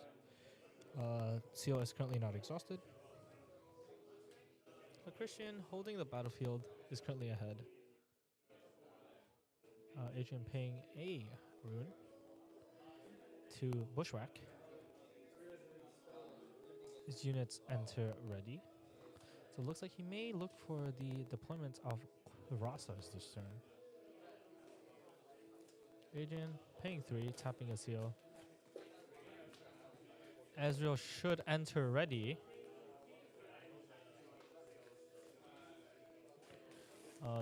Ezreal discarding the scrap heap, drawing 2. Adrian looks like he does have a Rasa in hand, so we'll look to push back on the battlefield. Plays a Rasa. Should enter ready as well, so has 9 might.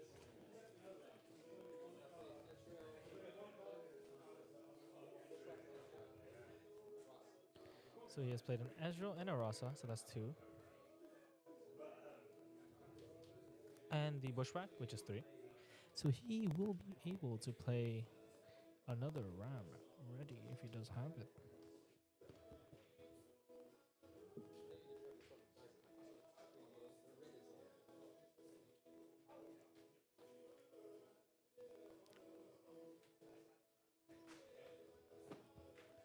So Adrian indicating he's tapping 2, so it does look like he will be playing out a fight or flight to retreat his own battering ram with the axe. So really looking to all in here on Christian. So we'll look to send a combined 6 plus 8, 14 might. Passing to Christian. So the Fury is currently on.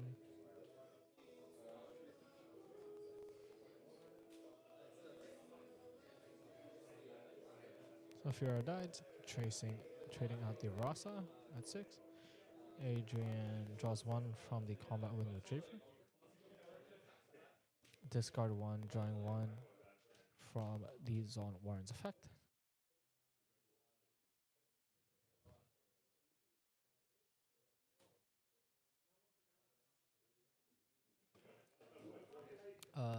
Does indeed tap, uses the gold on board to play Call Shot Repeat. Yes, does indeed go to 5.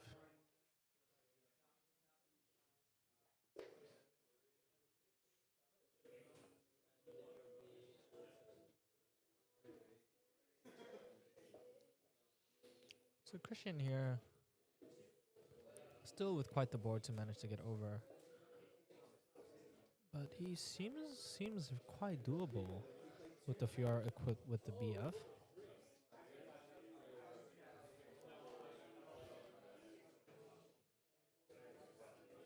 Christian first deploys the Unsung Hero, quite the powerful unit of Fiora, as when she is mighty, she gains Death Knell draw 2, so unit to be able to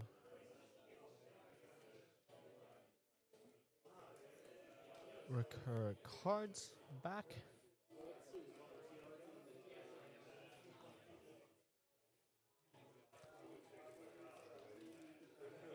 Pushing and tapping another 2 for a Doran's Blade.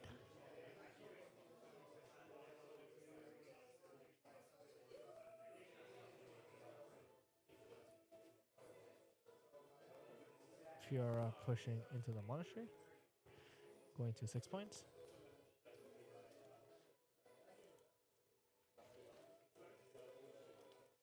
Christian tapping 2, playing out another unsung hero, and passing the turn to Adrian. Adrian now untapping, holding to 6. Thank you, Christian. Holding to 6. Both players now on 6 point. The magic number for the double conquer on the following turn going to 8.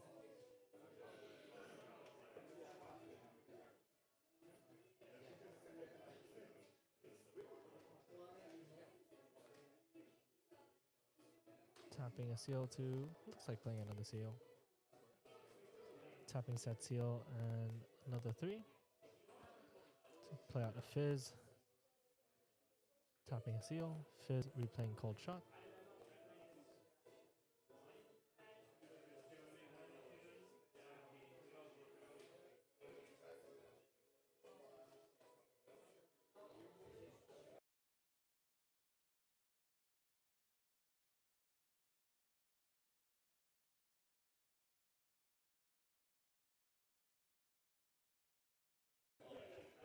So Adrian getting rid of the gold to play the cold shot repeat.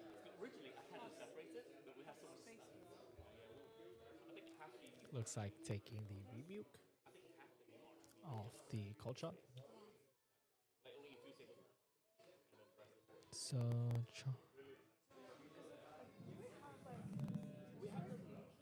sending the remaining cards to the bottom. I think leave that one because it is actually online. Yeah, it might actually still be online. Sending the ram Yeah. Oh, is it into just the one? Fura, passing to Christian. So it's currently Just one, right? 4 Okay, on so to just that. 5. Online we have 2, which is incorrect. Christian will pay 2. 2 punch first. 5. Adrian tapping 2 to rebuke the Fura, sending it back to his hand.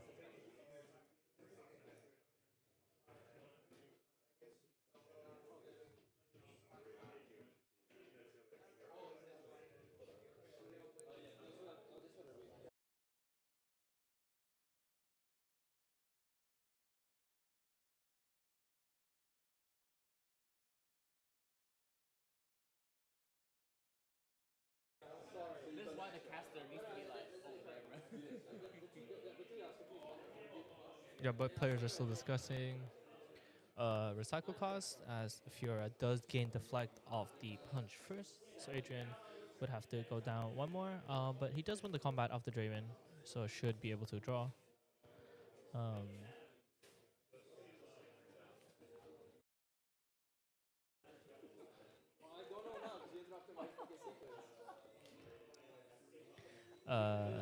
Players unsure if they're drawing off players have Draven, so the draw trigger has been declined.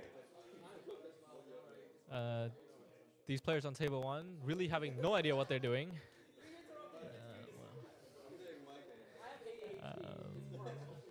Making excuses for their poor and unclean play, but that is fine. That is part of the local experience. But yeah, Adrian now sitting comfortably on 7 points. Control both battlefields. Christian only really with a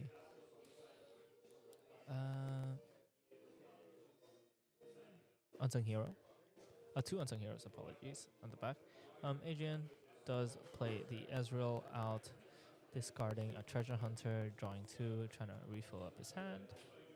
does have another Rasa in hand if he chooses to deploy it, which looks like he will, stacking both battlefields, making it as difficult as possible for Christian to be able to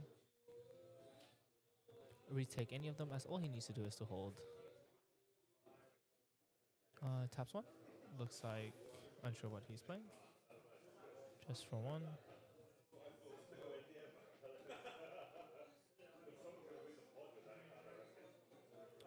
The Ram. Yes, he has played quite the plethora of cards this turn, and the Ram will be deployed to further strengthen up the battlefield. Looking quite difficult for Christian, to be honest, to be able to take back both battlefields.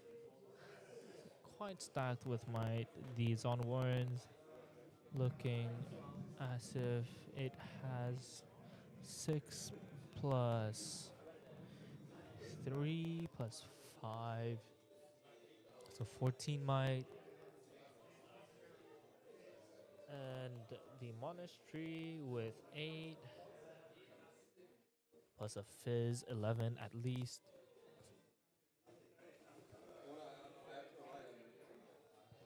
Christian here, still looking to play it out. Perhaps having a line to victory. But no, he extends the fist bump, concedes the game.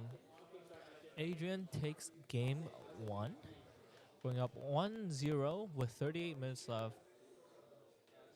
Both players resetting the match state, going back to 0-0, looking to sideboard into game 2. Christian looking to make it an even 1-1, and Adrian trying to close it with a 2-0.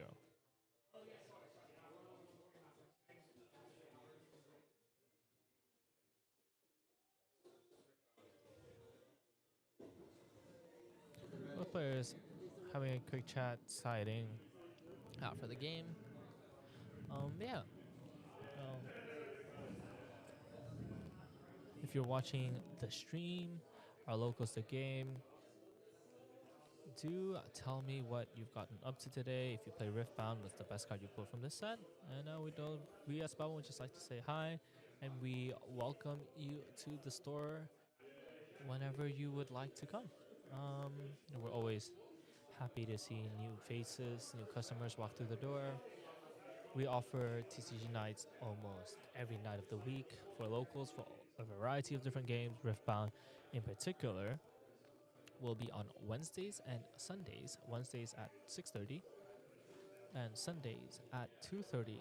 And we are running a draft simultaneously with our regular locals at the moment as well. So there are a few people drafting towards the other tables of the room, getting prepared for when draft does come out, and an excuse really to just open some packs, as we do have quite the variety of product available. We still have boxes of Origins and Spirit Force available for sale. Origins at £110, Spirit Forge £115, as well as sleeves, playmats from Spirit Forge. And if you want the Yone promo from pre-release, we do have pre-release kits available as well for purchase at the price of just 5 packs, so £25. So if you are looking to get some Riftbound product, whether it be sealed, singles, accessories, we at Spellbound will have all your needs. So do come down and check us out. Yeah, check us out at spellboundgames.co.uk. As we wait out for the players to set up, you can find all our events as well on our website, on our event tab. There you'll be able to purchase tickets, as well as look through our calendar for events in the future for all of our games. Our skirmish for March is next week during this time, so there will not be a locals running next week, but instead a summoner skirmish. So if you're looking to, get that buy for, I believe, Lil, do come down and try to participate. There's a great pricing involved. Lots of people to trade, talk, play Riftbound with, hang out, jam some games, and get that buy. If you are heading there, you'll see me there as well as quite a few of us. So just come down and say hi to some faces you may catch. Our players look like they are done shuffling up, cutting, getting ready for game 2. 4 cards each. And let's get ready to rumble.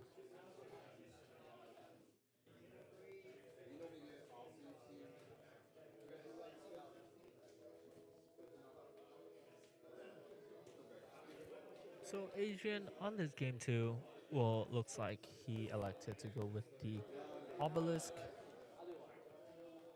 going second, allowing you to have 3 runes, developing your Draven. Well, Christian will play with Sunken Temple. If a mighty unit conquers, you will be able to exhaust the rune to draw. Again, trying to refill the cards in his hand. So Christian going first, with obelisk going to 3, simply playing out his chosen champion, passing Adrian, following suit. With 4 runes, deploying the Draven, as I previously mentioned, people generally do like to do, and passing the turn. Draven itself a very, very powerful champion unit, can go to 6 might when it's attacking, so not afraid to just get it out there. Christian here, tapping 3, playing a BF, equipping it to the Fiora, getting back the rune. And now, we'll have the option of conquering the temple. No, he decides to go over to the obelisk instead, scoring a point, leaving the temple next for perhaps a future conquer where he will feel safer to draw the card. But Fiora here, going to the obelisk, scoring Christian to 1, with 1 rune open, playing around perhaps spells or anything that Adrian may be able to do to buff up his Draven. Passing over. Adrian, tapping 6. Playing out Bryn here. Bryn here. Before Bryn here resolves, Christian is able to play spells at reaction speed if needed. But Adrian decides to sack his Draven, recycling 1, going to 6, and running it into the obelisk to trade with Christian. So it's just an even trade while Adrian develops the Bryn here. Christian now passing. Adrian now passing the turn to Christian. Christian attaches 3. Plays 3, attaches the BF to Lucian, equipping it for essentially free with Fiora's effect as it does become mighty. And Christian this turn just looking to take more of an off turn, developing 3 units, equipping 1, and passing over to Adrian. Adrian now with the active Bryn here could move it into the temple to conquer and tap 1 to draw, as Bryn here is a mighty unit at 5 might. He does indeed do that, scoring his first point to 1, exhausting 1 of the Sunken Temple to draw a card.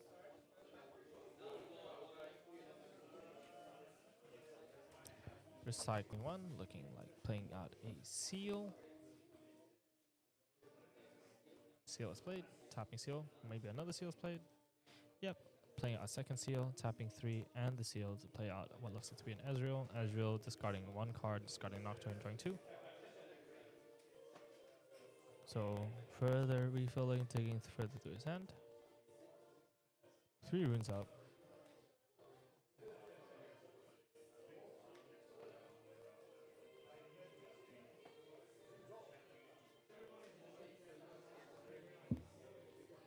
Thinking whether or not he should look to deploy more cards or hold runes up to play around whatever Christian has. Christian with untapping to 10 runes. Quite a bit ahead of Adrian with a lot of options in his hand. Lucian now active, being a 6 might unit. Christian plays out a BF of 4. Recycling 1. Attaching 1 to the Fiora, giving it the buffs. Exhausting Fiora to gain back the rune.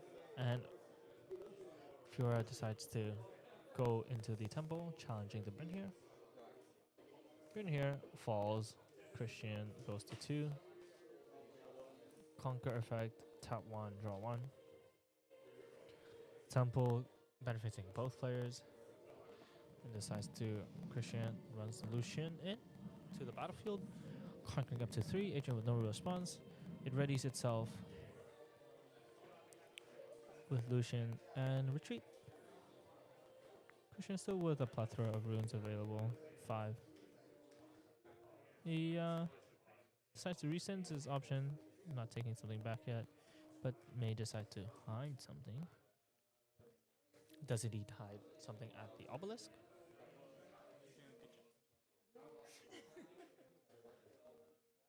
Plays out a sabotage. Having a look at Adrian's hand. Sees spinning axe. 2 hard bargains. Double sabotage. Looking to snipe both the hard bargains out of Adrian's hand.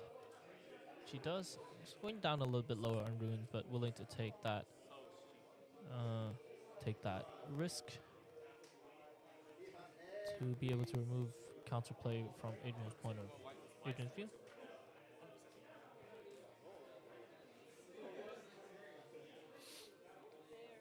Adrian now on his turn does have a few units to put and seals to play with, but doesn't have the explosiveness that these miracle decks usually look to have. Adrian here moves Ezreal in and at reaction speed equips a spinning action to it, so this will be 6 might onto 6 might. Christian here does have Punch First in his hand. Will players will pass priority. Christian will tap 1, recycling 2 oranges to play out the Punch First, increasing the Lucian's might and knocking out the Ezreal.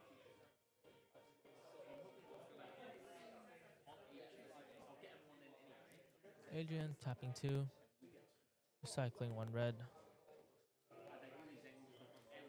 to play out a, looks like Vi. Tapping forward to play out a Nocturne.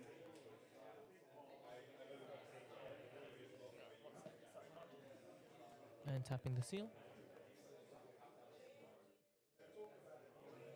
So I was wanting to equip the axe onto the Vi and passing the turn. Adrian himself taking an off turn to develop his board further. Christian now moving to 5 points with quite the commanding point lead, but both players running quite low on resources. And chooses to simply pass over. Adrian here with untapped 2 runes does finally find the cold shot to let himself go deeper into his deck.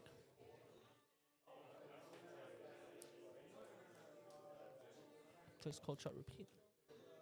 Snap takes something. Snap takes something else. I wasn't able to catch. I think pretty sure that was between a Rasa and a stack deck. I believe he does take the stack deck. He does play the stack deck. Looking at top 3.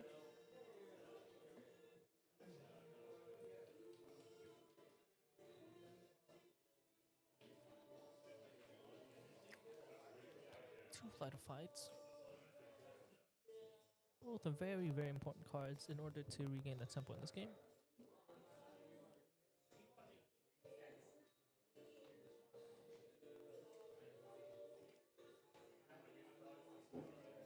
Does take one of them. Taps 3.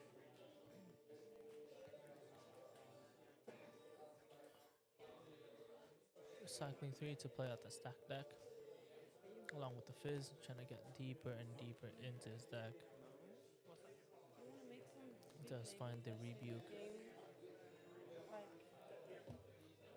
And another Rasa. As well as what I believe to be a switcheroo. So Adrian here digging very, very deep into his deck. Going down a lot of runes, trying to find answers. trying to dig through his deck to buff up this Vi. He does have a Flight or Fight, a Ride the Wind, Rasa in hand.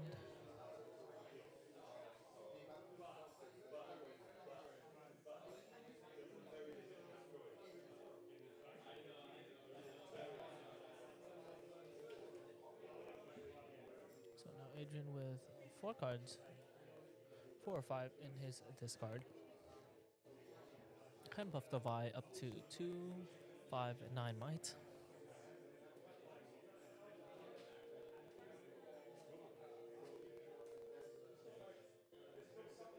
Does choose to recycle them to buff the Vi.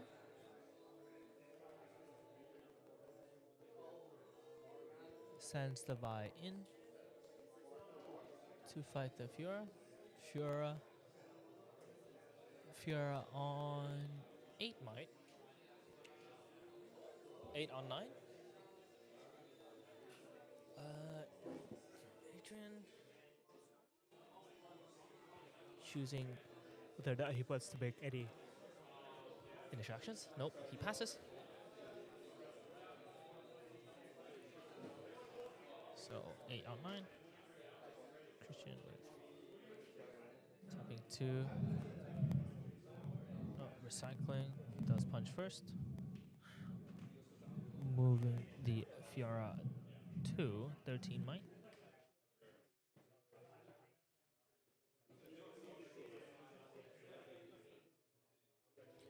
Adrian paying 2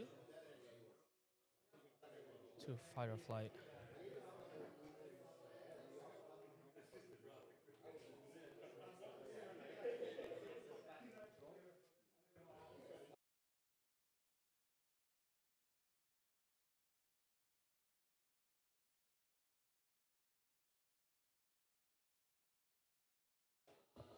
So sending the Fiora back to Christian space.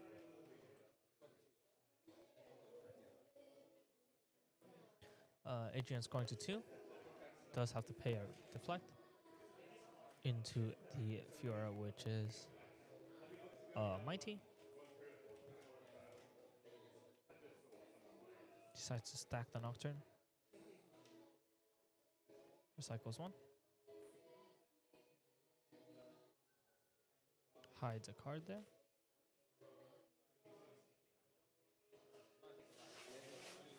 He decides to undo, which is completely fine as no new information is gained.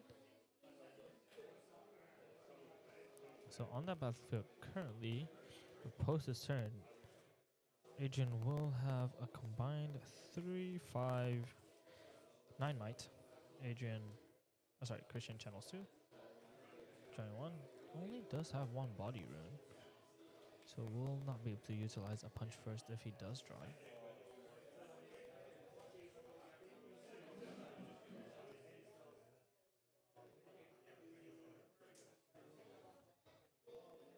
Christian holding to 6 with Delusion.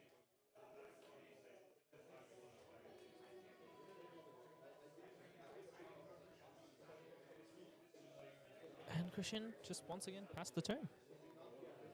Does not want to engage. He decides that he's happy with this Lucian holding, as he will just incrementally have 1 point a turn, and Adrian will not be able to catch up, and it's on Adrian to be able to contest this Lucian. Adrian here, few cards in his hand, but these Rasas are quite difficult to resolve, as he had to send quite a few cards back into his deck.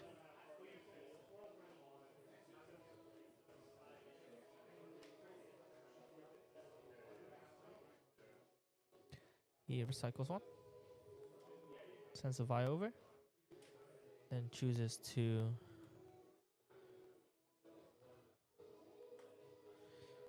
Call to Glory. But Adrian does equip another axe onto the Vi. Vi is now 3 plus 3 plus 3, so 9 might. Onto the Lucian's 6 plus 2 or 3, I believe.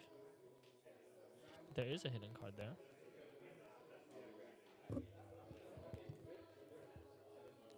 Hidden Blades kills the Vi. Drawing 2. Their axes come back to base, but they can still be equipped. Tapping a seal, as well as a red. Recycling 2 to put them both on the Nocturne. Nocturne now moving to 10. Has ganking. Ganks over. Lucian does fall. Adrian draws off winning combat and moves to 3 points. Adrian, 3 points, right?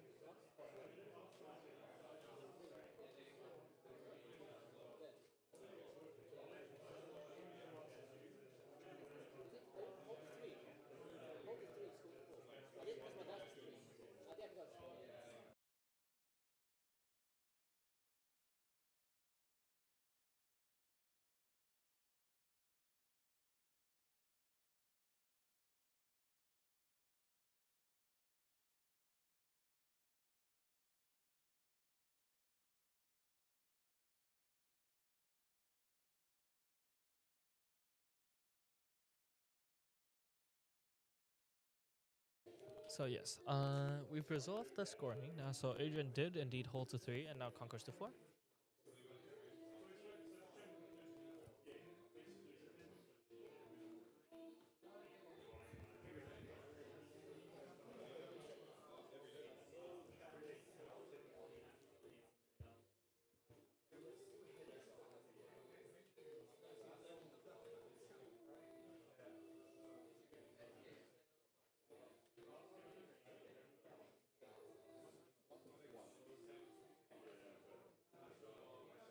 So both players still deliberating. Adrian thinking what he should do with the remaining runes. He does recycle 1 to hide a card and passes the turn.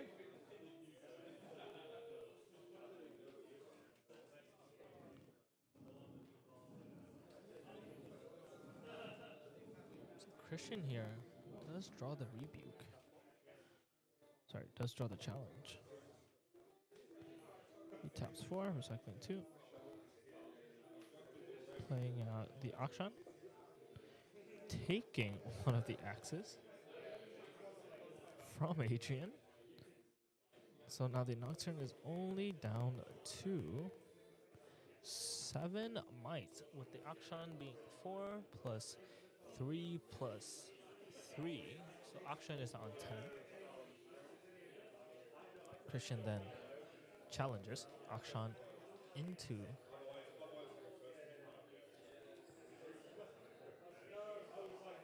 the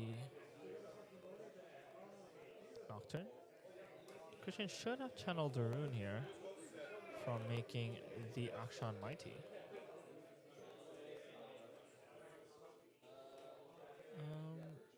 Christian here sending the Fiora into the temple, looking to score his 7th point, and will be holding to 8. He does have the rebukes.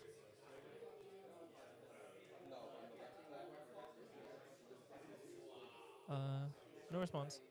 He does tap 1 to draw off the temple and pass his turn.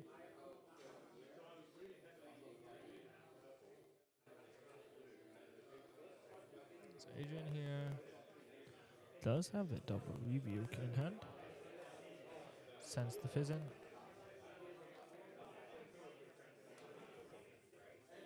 Just 2 for rebuke. Draws.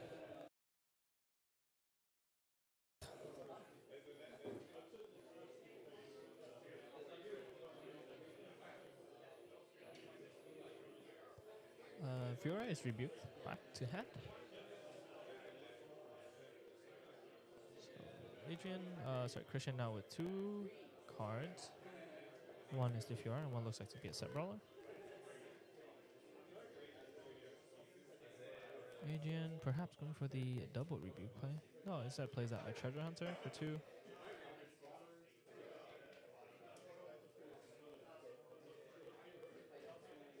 Christian now channeling, going to 7 points himself.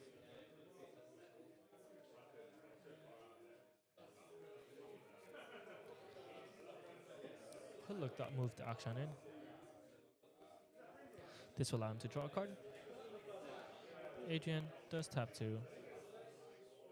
Another 2 to rebuke the action, denying the draw from Christian.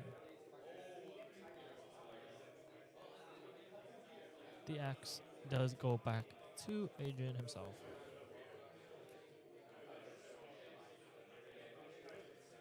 Christian tapping 3, equipping the BF.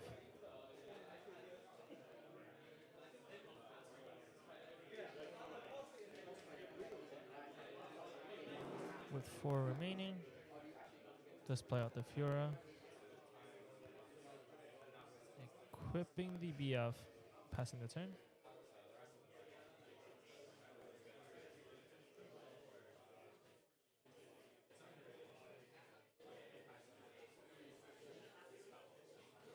What Christian perhaps could have done there if he was not afraid of gear removal was simply attaching the gear next turn in order to get the ramp from Fura, as well as being able to play with 1 additional rune for the next turn.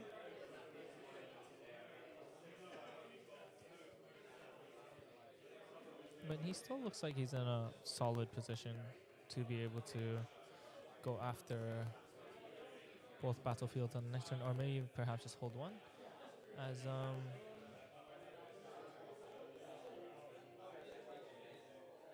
Adrian currently only has a Fizz on board, but does have quite a few Rasas, I believe, in his hand, being able to just deploy 50 might kind of out of nowhere. But with rebukes and fight or flights gone,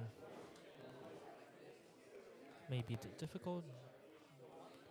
Adrian here, play out cold shot. Take a what looks like a ramp, and does find a nocturne off the top.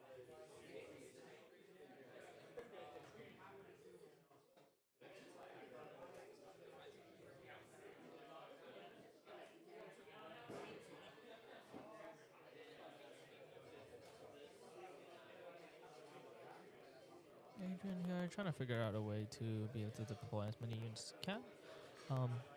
We'll have 9 cards in trash with this cold shot in there, so it's 1 off me to play Rasas with just 1 recycle. It does indeed play a stack deck.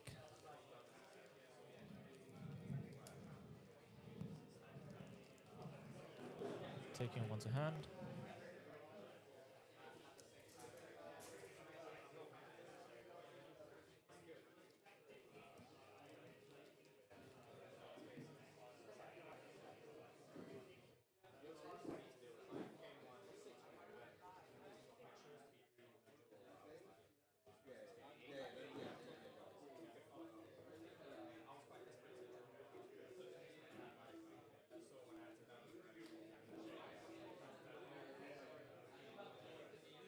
Plays a treasure hunter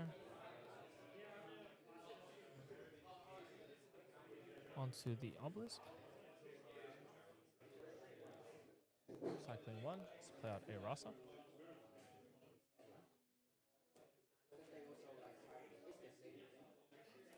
Moving to 7, playing out a ram. Play another ram.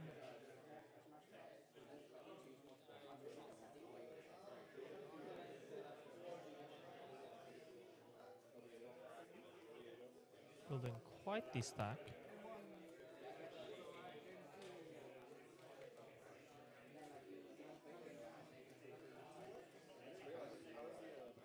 That's how Adrian managed to play out a lot of might off that 1 turn. Huh? I'm so confused. What are you talking about? Apologies, just communicating with the players based on the game state.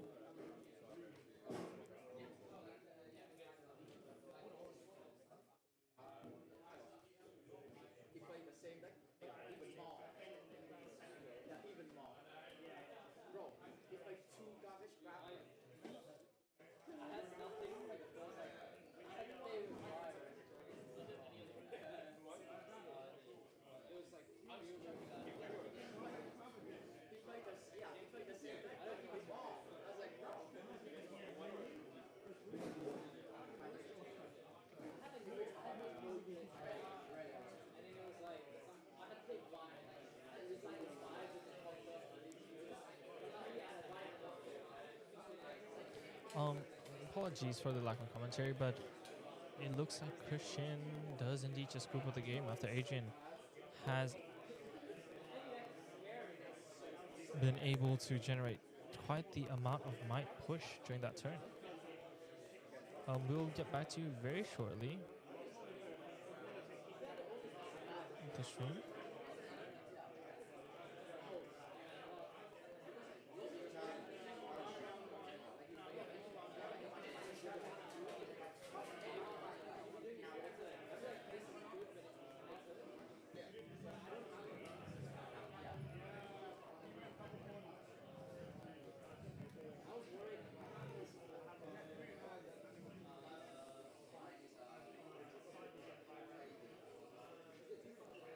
Yeah, that is it for table 1 today, with Adrian taking 2-0 against Christian.